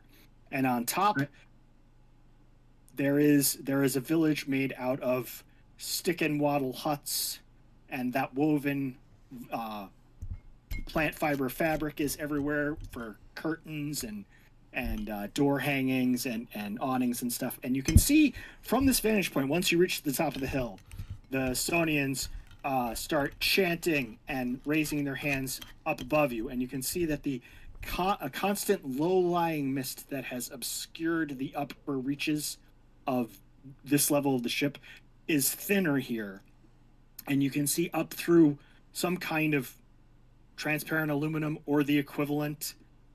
You can see deep space, and in the very, very dim distance, you can see the brighter speck of that system's sun. And they're like, yes. During our travels, I seem visibly uncomfortable that there is no ceiling to climb on. Yes, you are stuck on the ground like a chump. It's very stressful for you. Get used to it. Yeah, I kind of pat him soothingly on the shoulder. You know, while there aren't a lot of trees on my own home world, I'm not unfamiliar with climbing because I have to navigate the fissures and so forth in order. That's true. Yeah. But I do turn to our counterparts in the Piscine and amphibioid species, and so this great light you're going to, this big old glowing nexus thing. What do you expect when you get there? What have you been told to anticipate? What was your approach? The one who has spoken with you most frequently turns to you and with a sagely nod says, you have not heard the legend of the before times when blah blah blah, and there was a great wasting of this place and terrible sickness and destruction, but we were strong enough, and our long parents were strong enough to blah blah blah blah blah blah blah, and that is why we still live today. But through the great darkness, the light calls to us, for the light is life, and we have given ourselves to blah blah blah blah blah. It looks like I was correct. Metaphorically, he's quite correct. And he says, they say, and as you see, as we have venerated our mighty divinity, it grows closer to us, showing us that our faith is not blah blah blah blah blah. Technically, they're not wrong. I mean, it's been said that all myths have a grain of truth to them. So it's not entirely surprising to me that the metaphor and euphemism and analogy that they're utilizing to describe this thing would essentially be not entirely incorrect. However, I am concerned that they are expecting some sort of utopia, whereas it's more likely to be a crucible in which they are slagged. Undoubtedly. Yeah. I think the universal translator is broken. I didn't understand that. That is normal and typical of them. Well, yeah, I mean, oh wait, mine or yours? My speech or theirs? Yours. Oh yeah, it's that's fair. That's fair. But what of I'm you? trying Where to- have you come from? We have not seen your blah blah blah before. Or blah, blah, blah. Sorry. That cracks me up. What is the story that the Teely believe? You must not listen to the Teely. Their god is false, has no power. Well, It says, making a big croak. just Who is just your as by god? dwelling in darkness we can understand light, by glimpsing heresy we might have a perspective on the truth. The universal translator goes, and the philosopher looks at you quizzically and says, I do not understand. What do you mean? Why would I consort with the Teely? They are... You do not coincide with each other, do you not? In many worlds, in order to reinforce their own beliefs, peoples take pains to understand their enemies and thereby better understand from which they come. You mentioned there was a mist, right? Yeah. I'm going to ask Sylvan to scan the mist and try and determine what it's made out of as a side note while they're negotiating with. Okay. That does not require a roll. It's trivially easy. It seems to be water vapor. Oh, okay. It's just regular mist. It's not like some kind of weird chemical or anything. Just making sure it's not some kind of leak we need to be worried about. That's fair. It really is a fascinating concept. This a portable biosphere, so to speak. What do you mean? Your words are strange and I do not understand them, and your speaking box does not make comprehension easier. That's No, that's it doesn't. that's fair. If I had a credit for every time someone told me that. Okay, look. Can you introduce us to your god so we may hear it for ourselves? He gets very excited when you say that and turns to the other fish frog people. Your wishes to meet son, we will blah, blah, blah, blah. And the others go, yes, blah, blah, blah, blah. And they all, everybody, the ones that escorted you and all the ones in the village, form this giant ring around you. And they hold rubbery hands to make an unbroken ring. And then they start chanting. Oh, great, we're in Whoville. And Alfred, you hear a weird buzzing noise from your pack. When you go to check it, you see that the crystal inside is vibrating rather more energetically than you've ever seen it do that before. Oh no. This does not look promising. No, wait. Okay, they're empathetically harmonizing. They're synchronizing their thought patterns by way of mantric recitation and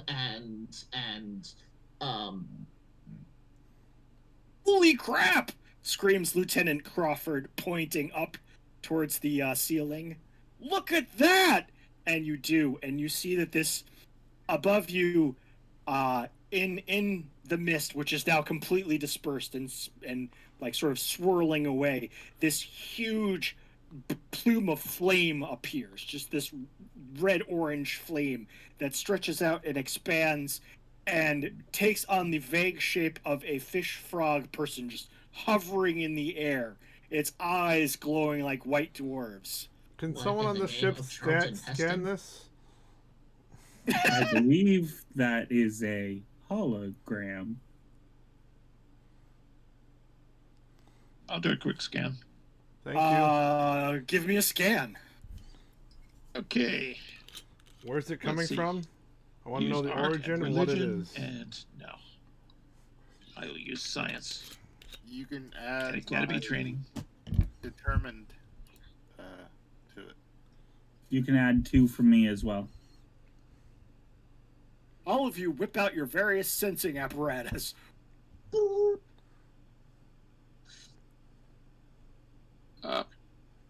2 successes. Okay.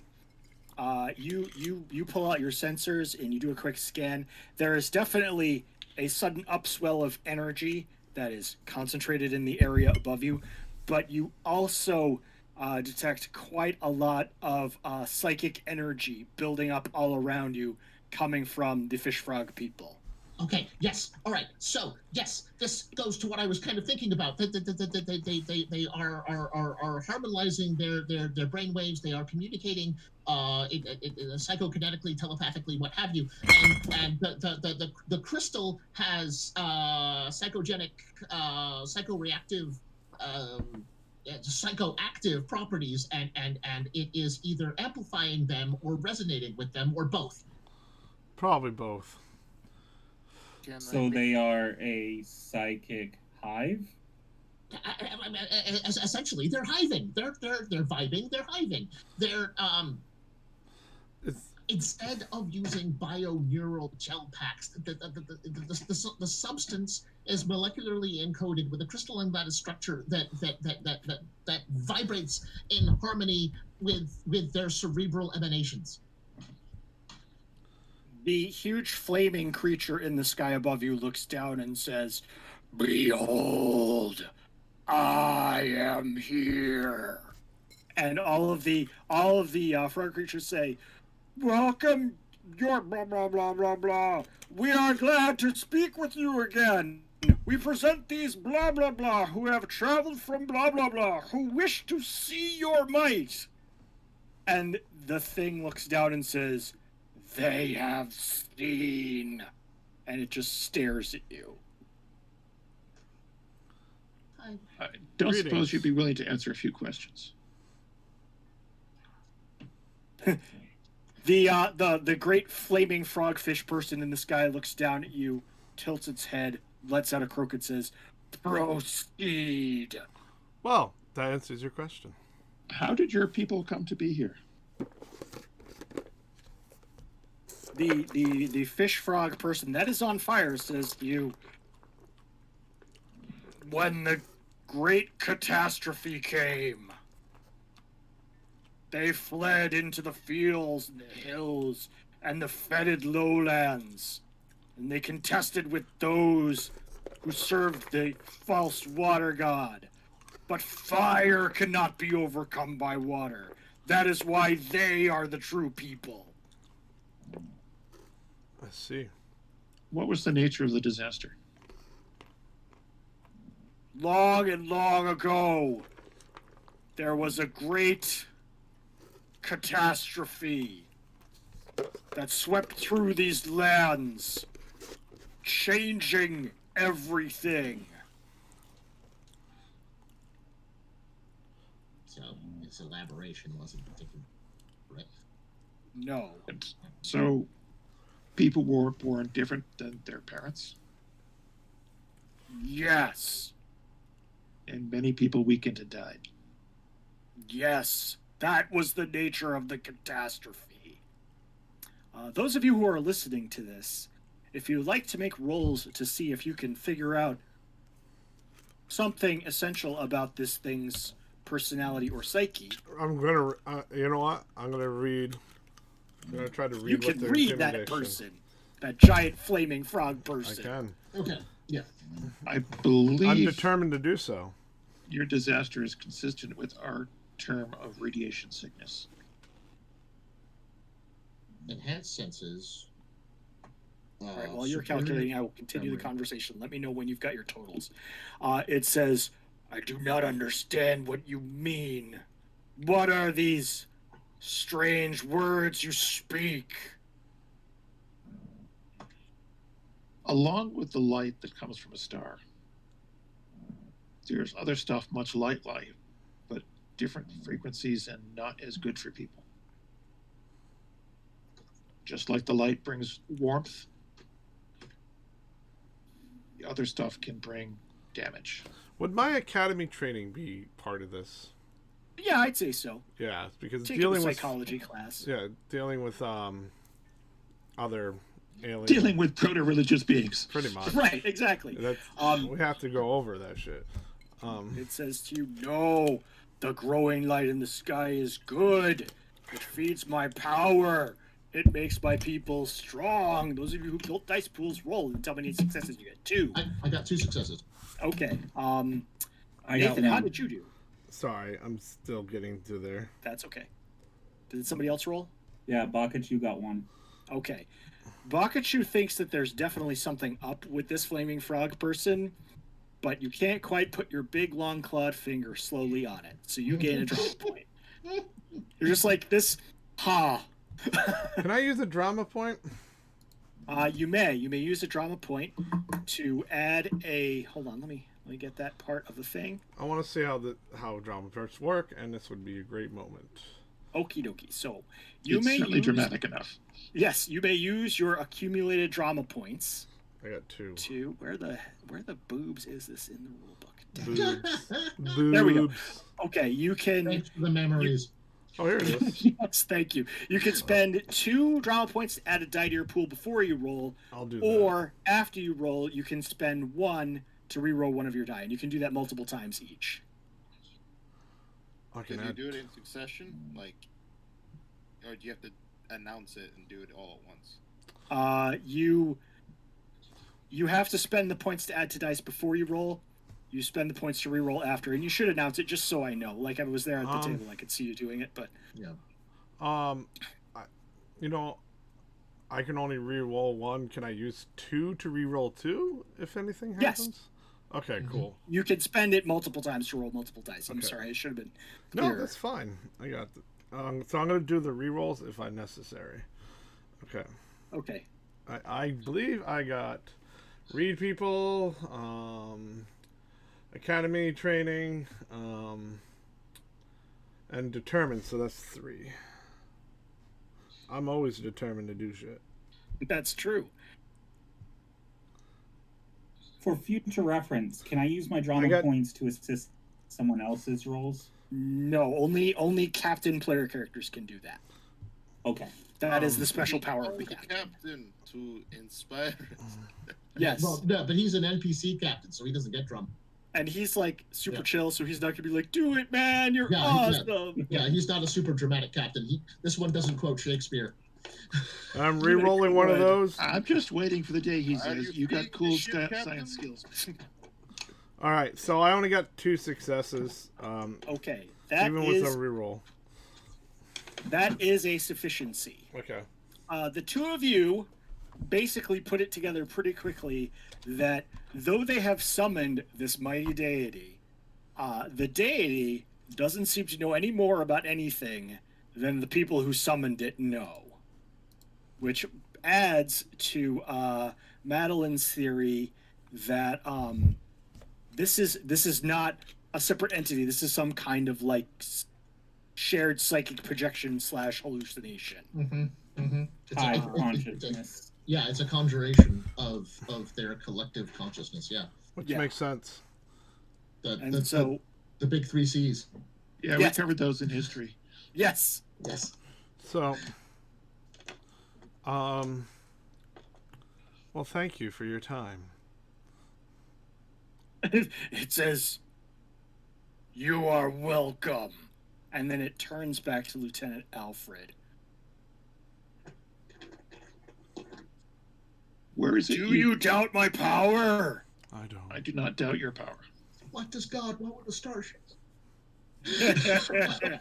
What does a starship want with a god? That's a better question. That is. Whoa! Pump the brakes, philosopher. Wow. Who is your greatest enemy on board this vessel? Are you asking this of the god? Yes. The San turns to you and says, "Teal, the water spirit of the Teali, the false god, is my nemesis. There are other divinities in this world, but none so close to challenging my power. They are beneath my notice. So, what is the end goal for your people? Where do you take them? They will take me to the great light, and as it grows, my power will increase. And then, as my people become stronger, we will take this land for our own, so that only I remain. What see. happens when you reach the light? So apparently. I will be at the peak of my powers, for the light only adds to my great fire. Yeah, okay. But what happened? The nice people kumbayaing around us here. What happens to them? They will go with me and reap the great glory of my power. Fish fillet happens. Very hot mix. 2 for $5. This is no $5 foot long. So back on the ship. Lieutenant Sylvan, are you still with us? Sylvan? Shepherd? Are we shepherdless? I don't know. I saw a flash. Okay. I will say this to the room, and then if Shepard doesn't hear it, we'll tell him when he comes back. But basically, energy readings are basically going berserk from the interior of this craft, and it had stabilized for a while, noticing that they're all coming from from the vicinity of these frogfish people. Mm-hmm. But then you notice that there's another one coming from over that away. And as it approaches, the interference between the crew on the away team and the ship grows ever more pronounced. If this is a problem, we need to leave. My tactical brain says we should retreat. That's what I'm saying. Keep up. Advance towards future victory. We don't have a dog in this fight. This is not our problem. We should not be involved in this situation.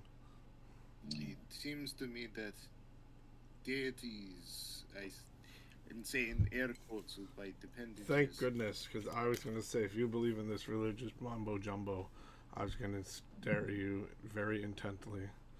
Is a combination of multiple brain waves of all of these creatures, and whatever enough of a collective. I think Shepard's asleep. Them. Yeah. That is, sorry. Yep. Oh dear. He's had a long day. Yeah, just for his kindness, I'll mute him. Okay. I was going to do it too. Yeah. Okay. I'm a helper. So in that case, while you're talking, you get a crackling call from the ship. It is, what is her name? Oh gosh, too many open files. Yes, Erika Snow says, Horizon to away team. The energy readings off the scale. We're losing communication. Can you retreat to the shuttlecraft? Please, retrieve us. Time to go. Yes. I'm going to try and patch you. Teleport pods. We're boosting the signal. As the crackling fades on your communicators, you look out of the corner of your eye and you see down at the base of the hill, the Teely, a whole big stonking lot of them, are marching towards you, chanting and screaming, and in their midst comes a vaguely bipedal-shaped swamp water creature that kind of undulates slowly forward, and unlike any water you've ever seen, starts to flow uphill. Do not want. Don't drink the water. It turns the frogs gay. There is a shimmering of energy in the air around you. It's the government's fault. The frog god says, "What are you doing, strangers? I can protect you. I can." And you're on the bridge. Well, you're in the teleport pods on the ship. Well, that was a close shave. I had not yet completed my investigation. Yes, but it was going south. Does this mean we abandoned Lucille? Lucille is still in the docking bay, yes. Can we retrieve Lucille? Is that possible? Leave no shuttle behind. I mean, you certainly could. Let's retrieve Lucille. Yeah, it is outside. It should be relatively simple to tractor beam in there and kind of tow her out. You just have to, except for the force field. yes. Someone has, You just have to collapse the force field. well, could you reverse From the outside, send which I'm fairly sure it was someone not back designed to do. to the teleporter, and then have someone fly it back out? That is possible. Yeah. Erika's, Yeah, provided the interference isn't too great. Erika's pretty good at piloting. I believe. Erika, the NPC Snow. Helms person. Yes. She says, "I could do it. Yeah, send me." What color is her shirt? Yellow. Okay, so Oh, yeah, you yeah, have a that- very low chance of dying. Okay. We gather So around. you want to teleport her into the shuttle bay area of the derelict ship? Should we send someone with her? Yes, send I'll- someone with her. I'll go with her. I also have a modicum of piloting skills. Absolutely. And, I can help her operate the machinery from within. I will help you with you if Perhaps you need I will help you one as well. security. I will help you as well. I'm going. That would Why be did you scary. call for a beam out if we're all going right back to the ship? No, some of you will stay. Well, it's important that we retrieve the equipment because as technologically developed as this species is, the presence of Alliance materials might still divert and skew their evolution as a people. Their evolution as a people is going to go 90 years tops. It doesn't matter. It does matter. A lot If can we happen abandon in them, 90 they years. die. They're gonna die anyways. I don't see any logical solution. We will get caught up in something that is unnecessary. They are primitive, and it goes against, I believe, whatever rules. What rules insert here? Yes. That we get involved. Their people built a starship. I don't think you understand. Their people did, but their current people are primitive and are a risk. They are no more. They will cause an outbreak, and it will be a catastrophe. The great is for the greater good.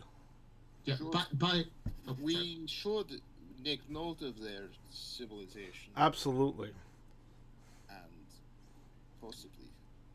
I'm fairly sure the control room hasn't evolved over the generations, though it might have a lot of. Has their ship increased in speed away? No, it's going at the same rate and the same trajectory that it has been since you encountered it. Okay.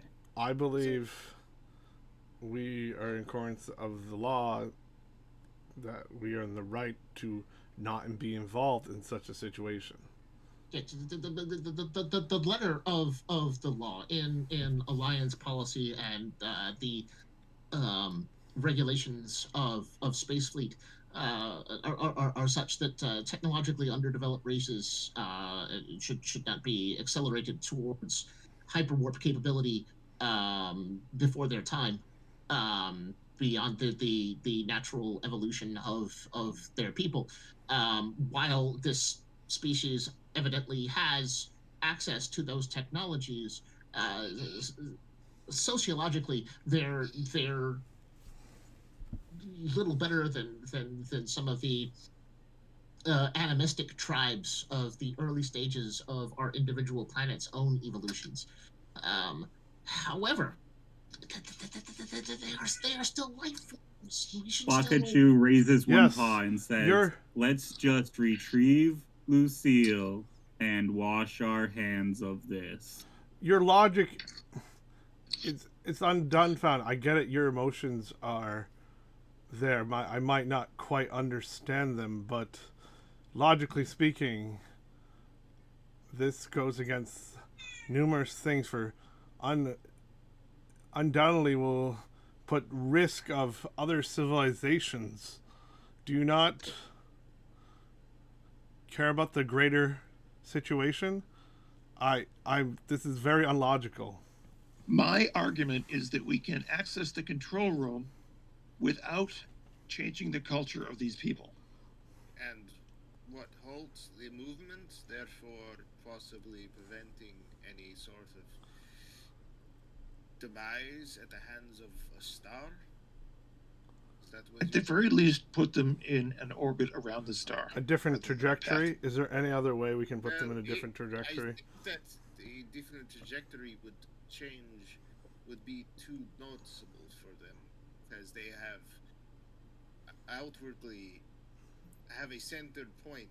All we need to do is prevent them from reaching said center point. Disable their jets.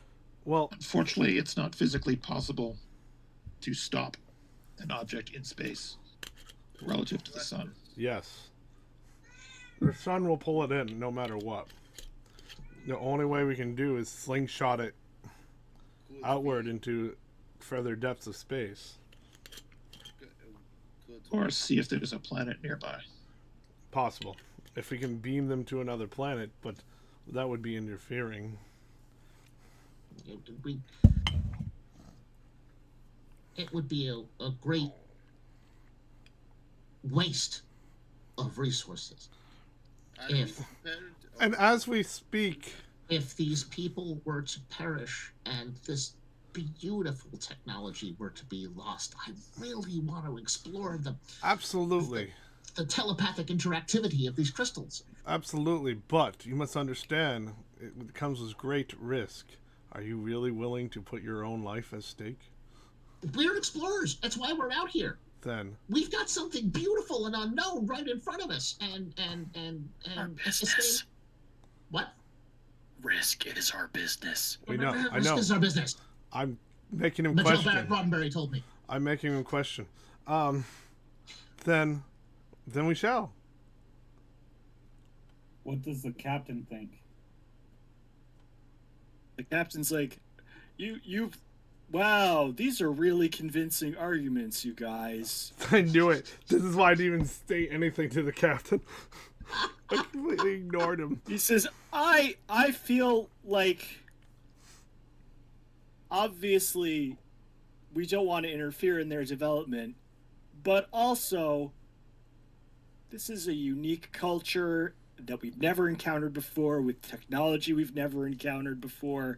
I feel like we should try and preserve it any way we can, and if that means we can alter the ship's trajectory so that it doesn't crash into the sun in however many years from now it's going to do that, that's cool. I say we do that then. I like Alfred's orbit idea. That's genius. Yeah, that's really cool of you, Alfred. You're a pretty cool guy. You're really good at science. Yeah, I got the captain's inspiration. So, also from a meta perspective, that was a truly wonderful Star Trek inspired conversation of morals and ethics. So everybody gets a drama point. Yes. Good team. Additional drama point. I was trying to spur you guys. I was trying to spur you guys and create a conflict of social conflict. Understanding that leaving a bunch of primitives in charge of like a giant interplanetary ship that they have no idea how to control is typically a bad idea. But yeah. I was trying to spur the conversation to see where your convictions lies as characters. Well, I didn't think Frogman with big gun, not know how use equals bad. Yeah, while Maddie isn't, like a like a Hippocratic Oath person by any stretch of the imagination. She doesn't want people to die. Well, people are dying right now. Yeah, these crystals blew her mind. So, shall we do That's this? obscene. It is a good option, and I'm glad you care, Alfred. Oh, so with all of that being said, what actions would you like to take now? We're gonna get the ship back and. Well, it's so all the mentally energies are coming from that one specific location and not from all over the ship. No, That's only from correct. that. Yes. Well, like there were two locations, but they were converging, right? Because Correct. There was one such nexus for the Swamp Tribe, and there was one for the Fire Nation. Yes. Okay. All right. But what I was getting at is that the control center for said ship is not in that area where that is, right? If we That area corresponded to one of the bands of crystals around the craft. Yeah. if the crystals psychically connect, if possibly the controllers are the same way. Could we somehow impose a? Actually, that would be too much interference into. If we could interfere with their crystals for a short period of time, possibly, but that may be. No, that is worth the chance to look at because it would also stop the infighting between them, and also we can also take control of the ship and put him in the correct trajectory. That is actually a brilliant idea. Unless the control of the ship is run through crystals. Yeah. That's what I was. Yeah, that's a coefficient of risk right there. Yes. It is entirely possible that a specific amplitude of electrostatic discharge could disrupt or disable the flow of energy through the crystals, just as it might disrupt a synthoid's positronic matrix or an organic brain's electrochemical impulses. Absolutely. However, without knowing more about the structure and about the function, we would know what particular flavor of amplitude to apply without causing actual lasting permanent damage Then let's make haste, and we got a sample. Let's make haste and do a diagnostics on the crystal and see what we can do so we have an efficient brain. I can't think other character. Maybe we can find a way to design a technological headband to communicate with said crystal. No, that would be. I mean, if we can send a communication over to the crystals, interrupt that by examining the crystal, the frequency of it, then we can send our own frequency and interrupt their frequency, which will cause a halt on the war. Because right now, as we speak, they are literally killing each other.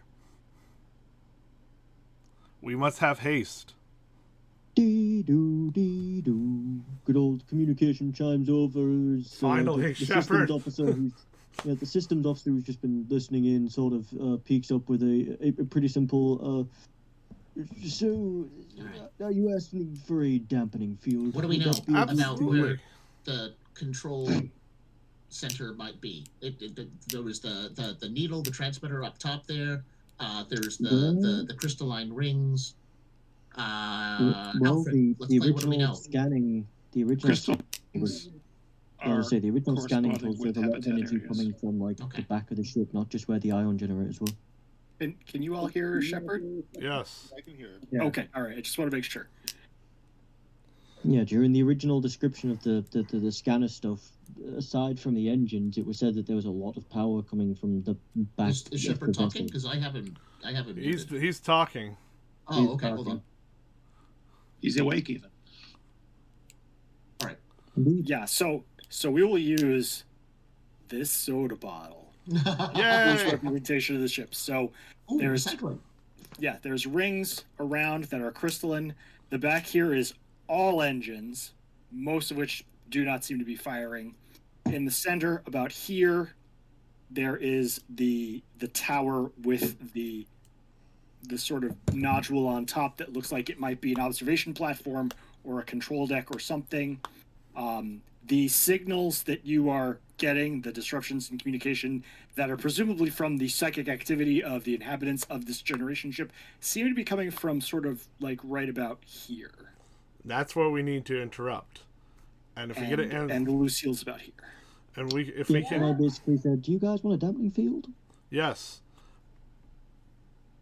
Well, we're currently on board the ship. I'm not sure if you've got that. We're currently aboard the Horizon. Yeah, we teleported back. Yep. No, in my morphine-induced haze, I didn't indeed keep up. Heavy breathing for a while, but I assure you, the brain's still alive. Okay. Good to hear. Higher dosage is not quite dealing well with me, but effectively,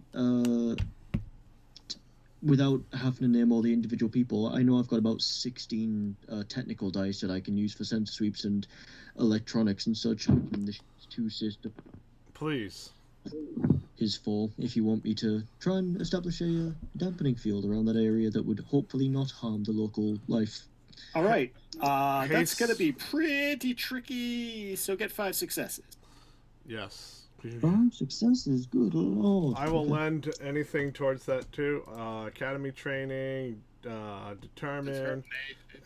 This would be a good time to include some drama points to get extra dice. I have one more drama point I could use to add a reroll to any die. You can't add to Shepard's roll. No, on mine because I'm adding my dice to it. Yeah, to that point, I can only add my own drama die to that, I believe. Yes. But I can use both of them, can't I? Yes. Yes. You can use 2 of them to get an extra die.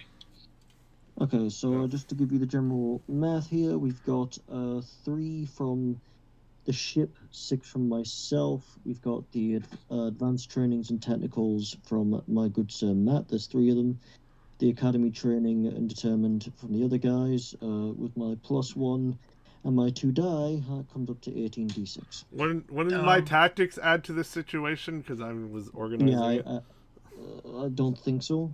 Okay. Because it's not weapon oriented. Okay. But my science will probably help.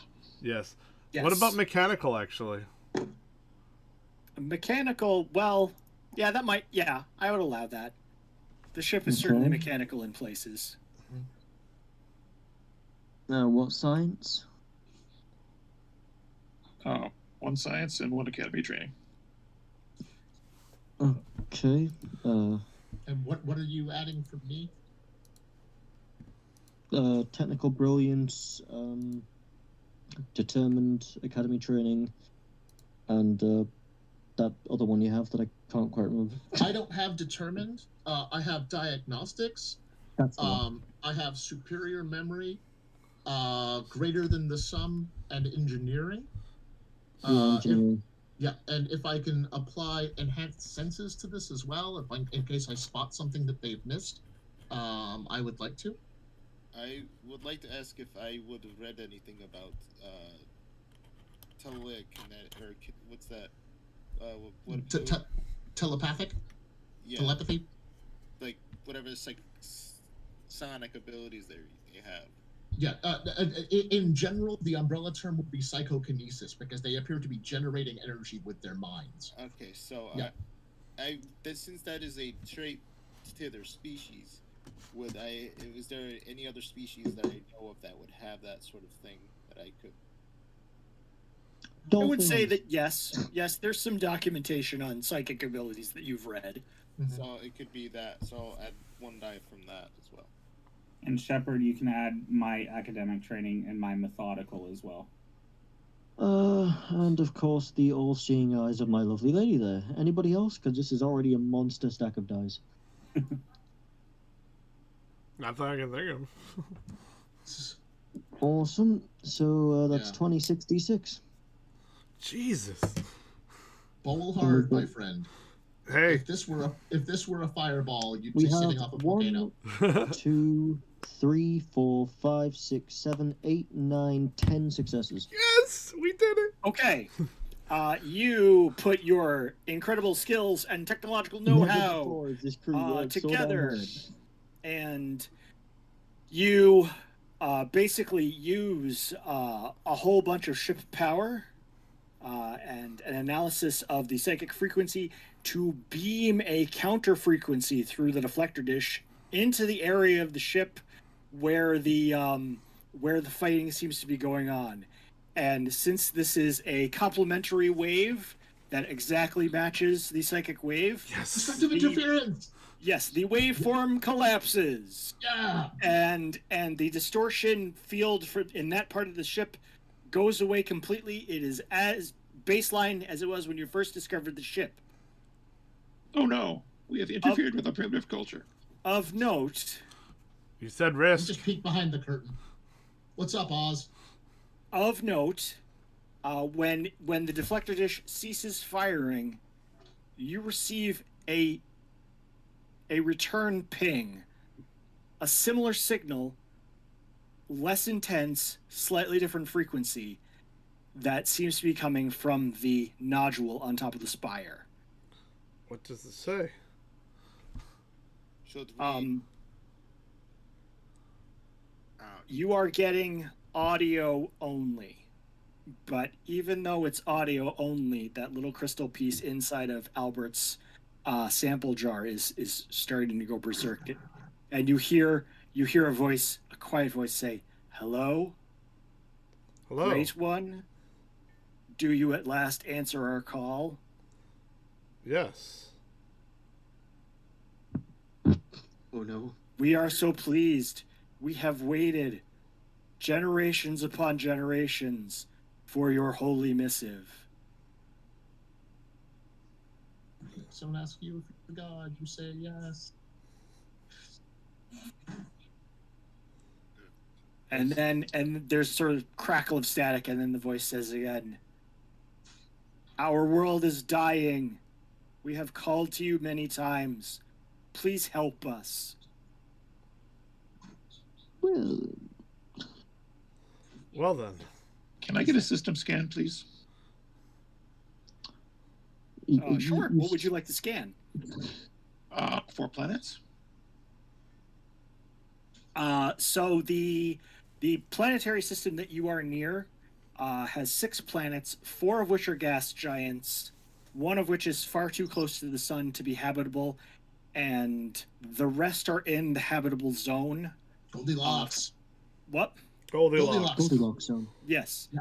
Like yes, Earth exactly. is in. Exactly. From this distance, it is hard to tell if the atmospheres or ecosystems are compatible, but there's a chance. It's with my knowledge of amphibious species and allow me to know of any planets that would be proficient for my species as a whole. Based on your physiology and the fact that you can basically breathe the same atmosphere as every other species in the Stellar Alliance, there are numerous both colony worlds and sort of core system worlds in the Alliance that would be able to support these species, whatever they are. I think that we should, for a time, maybe getting in contact with others. To rendezvous, we should spin them around into a vicinity direction towards a habitable planets. How would you like to do that? You gotta change the trajectory somehow. We have to access the onboard computers.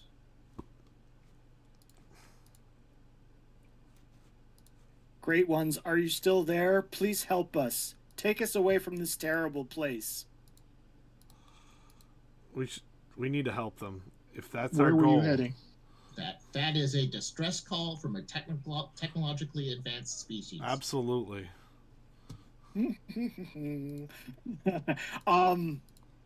By classification, that would indeed be an SOS, although of a strange nature.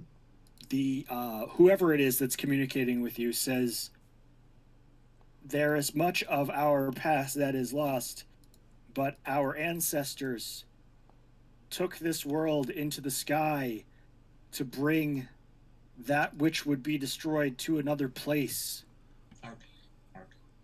And there was a catastrophe, and many parts of this place were destroyed, and many died, and those that did not die were changed.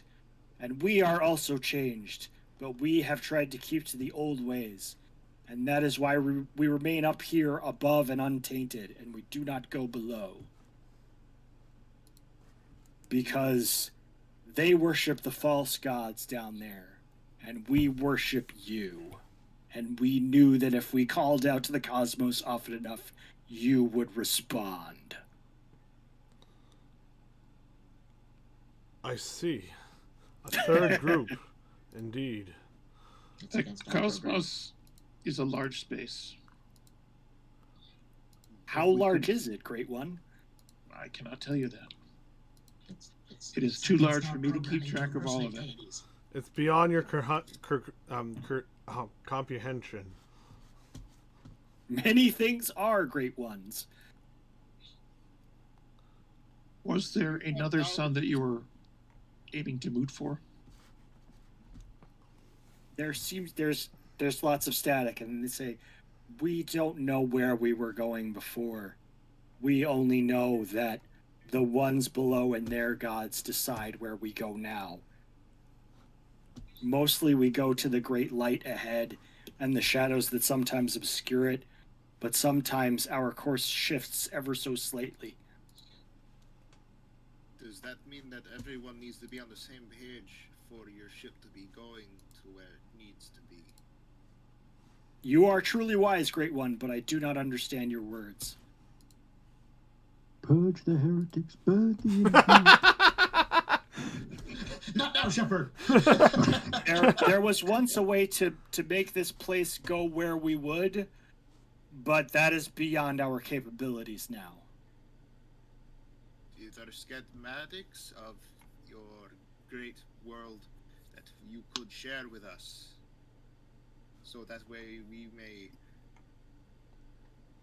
possibly adjust your destination to a more. Do you not already know, Great Ones? That is why we called to you. We are limited to the knowledge that you have and you remember. In the manifestations of the universe, in the incarnations of the cosmos, some beings are more elevated than others. But everything is relative. While we may seem advanced enough to be deities to you, there is still much that we have to learn and discover. And we traverse this galaxy to learn those things. We would like to learn from you. There's a lot of static, and they say, Great Ones, there is a shape that we can see outside that we have not seen before.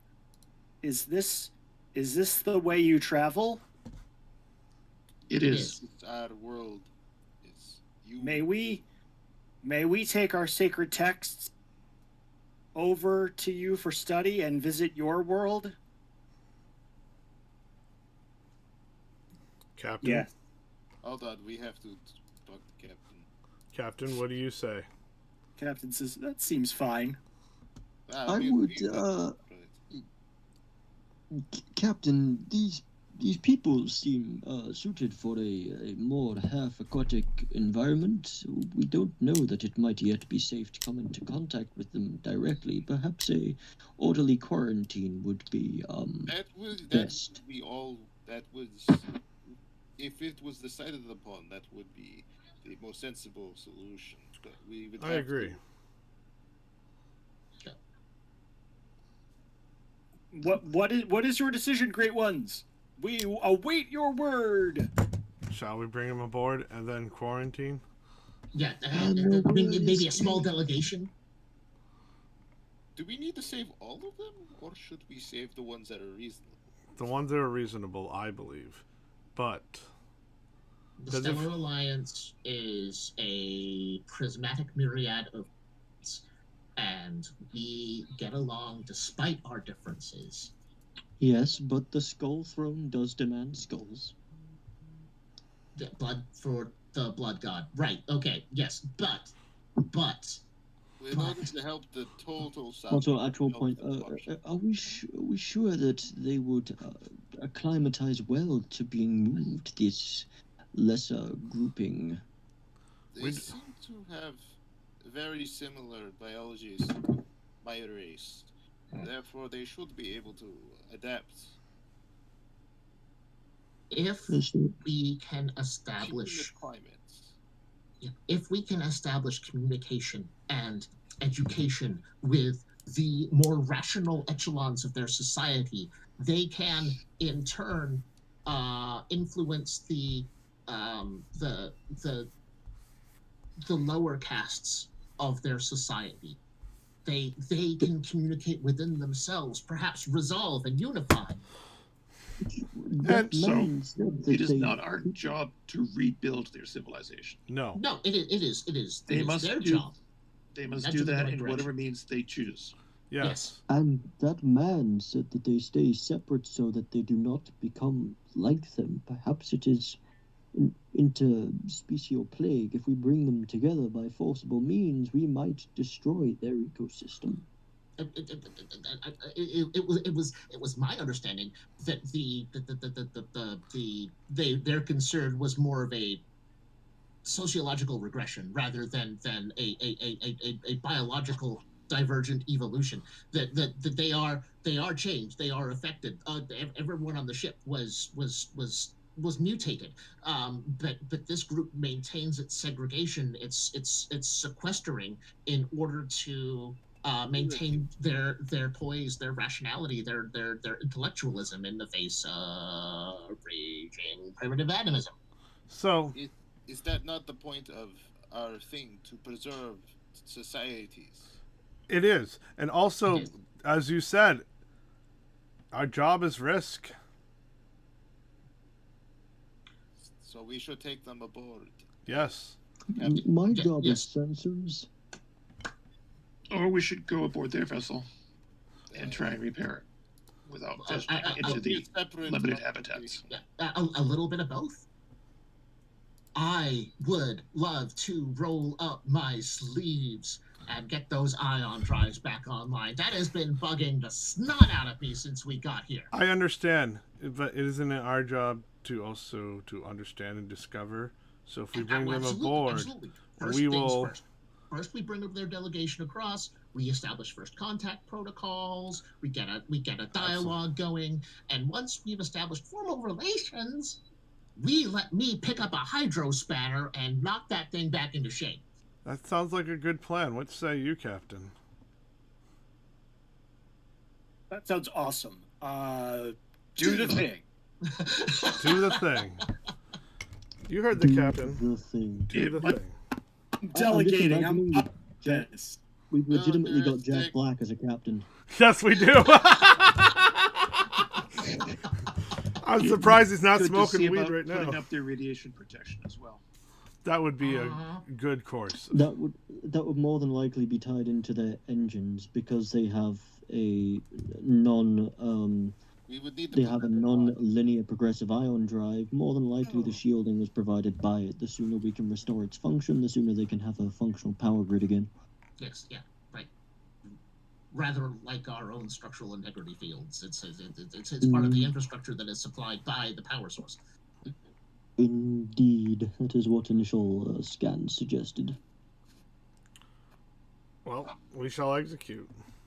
Okay, so it is 11, and I believe that is the end of the segment. Yep. So I can quickly wrap up by saying that you do indeed create a habitable zone on board the ship to quarantine, and you teleport over 5 frog-like individuals who look quite a bit thinner and quite a bit taller than the ones you encountered in the body of the ship.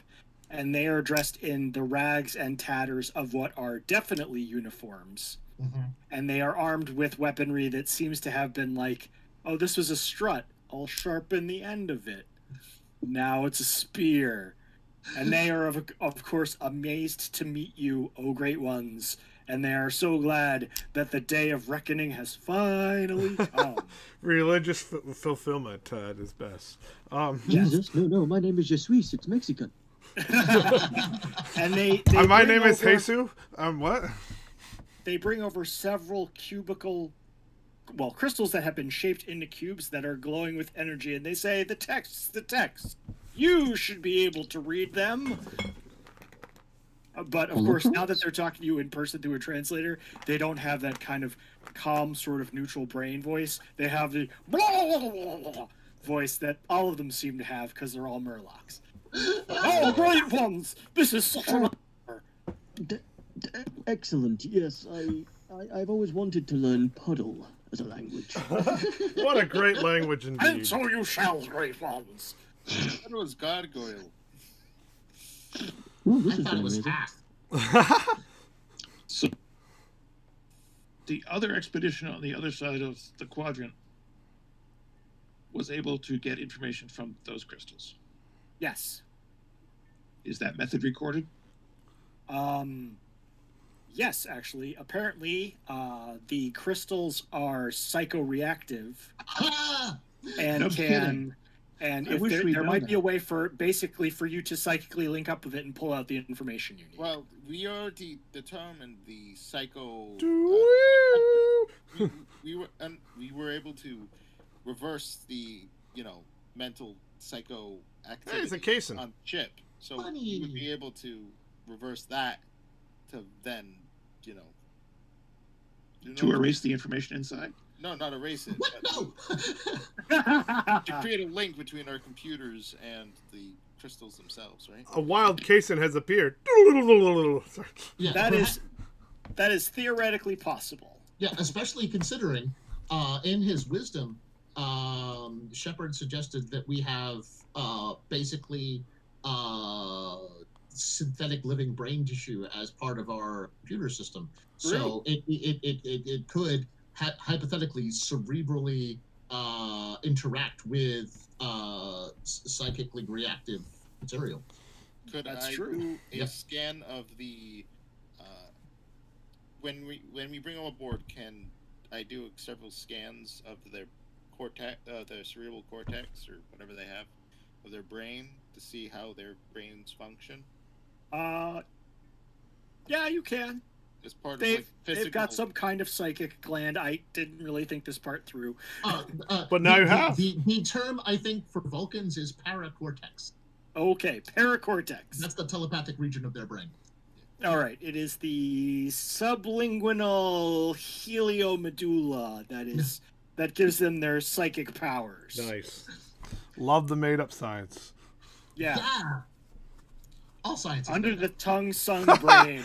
Yay. No, Matt. Science falls under a specific set of rules. We should know that by now. As long Well, as it's so- Latin. Determined So by I- quasars. Always the quasars. Science bomb. Bam. So I hope you all had fun. I This was did. great. I did. Excellent. Watching you figure out the ethics of the situation was delightful. The characters were all lovely. Thank you. Thank you. I'm glad I can And, pose questions. Yeah, yes, always. And you can turn off the brain power with technical brain power Oh of God! your own. Oh God! I don't have to Good think like a science. robot anymore. Jesus Christ! For some reason, I was really hoping that we would utilize destructive interference today, and when it actually showed up, I was just like, result! My one sorrow is I'm like, I gotta figure out how to put space krakens in this adventure, but I never managed it. Well, you can manage that later. Yeah, if we do another episode, Yeah. You know, we can totally have a wormhole open up and tentacles pour out. That'll be awesome. Ah, yes. Not again. Let me post credits stinger. Let me open up the gates. Of course, Geoff, Kaysen, Noble, who I don't know your name. Sorry, Shawn. You're all welcome back to do this again at some point, whenever you want. Rad. You know, we love you guys. This is always fun. This is fun to do, especially with others, and we really appreciate it. Now, it is 11:05, and we definitely should wrap up. So thank you for joining us. Thank you, Geoff. Check out Geoff's Go Beyond. Where can people Boldly Go? So brain. Boldly Go. I do that. Beyond My Hero Academia. Yeah, my brain does that. I apologize. It's all good. Boldly Go. Check that out. Where can we find this if it ever comes out? You could. Well, it is so. The Kickstarter rewards are getting shipped out, which means that the book is almost done. I should have it out to people by the end of April. And once that happens, other people are free to purchase it, and you can find some information on GeoffQuest, GeoffQuest.com, which is my personal website. Nice. Or look up Geoff Quest on Facebook, and I will probably be spamming all over the internet to tell you that you can go buy it. So yeah, you'll know. I had a lot of fun. I think everyone else had a lot of fun. Did we all have fun? I'm glad. I was hoping so. Yeah. I always get this is like the freeze I get at a con where you sit down. It's like, I don't know anybody. Oh God. But it went fine. Yeah. Absolutely, Yeah, Geoff. Good times. You're always welcome. Seriously. And now you know everybody. Now I do know everybody. And Ta-da. you know, if you're ever open to running another episode for us, or we could run an episode using your materials, that would be awesome. I would love to play this character again. And, Sure. So would I. Get her promoted. Yes, I normally share. I have a chart in the back of the book, actually 4 charts that I randomly roll to determine adventures, and there's a little stat block that's on my Word document that is the framework for this adventure. And since there's actually more stuff that you haven't discovered yet, I'm not going to share it with you because maybe we'll do a part 2. Yeah. Okay. Good. All right. Yeah. All right. Yeah. And, like the novelization that was the sequel to Star Trek 4. Exactly. Yeah. You are more than welcome to use my character sheet whenever you wish. And thank you. Same. Yeah. It's fine with it if someone actually wants. Hey, here's a sample character that someone made. You know, just the basic stat blocks, and they can figure out the rest. You are free to use the captain to do whatever you wish. Rad. All right. Also, I want to know, you guys are awesome. As 3.5 Geeks, we did Kickstarter it, and we have our own character in it. If you could figure out who it is, and she is part of what was it that you asked for us to do for the character? What part was that? I'm trying to think. So at your tier, you made a character that gets to appear as kind of an extra, kind of as a walk-on in one of the interlinked episodes that forms Boldly Go Season 1, which so far is 16 episodes that share a continuity thread through it. And yeah, your character and several other characters will pop up in various places and say hello and do different things depending on their personality. So that'd be great. Go check that out. It'll be fun. Thank you. Thank you. This is amazing. I love it. All right. Well, I'm glad everybody had fun. And I'm going to go before I turn into a pumpkin on camera. All right. And on that note, everyone have a good night. And nerds! Star trekking across the universe. On Star Trek Enterprise on the Captain Kirk.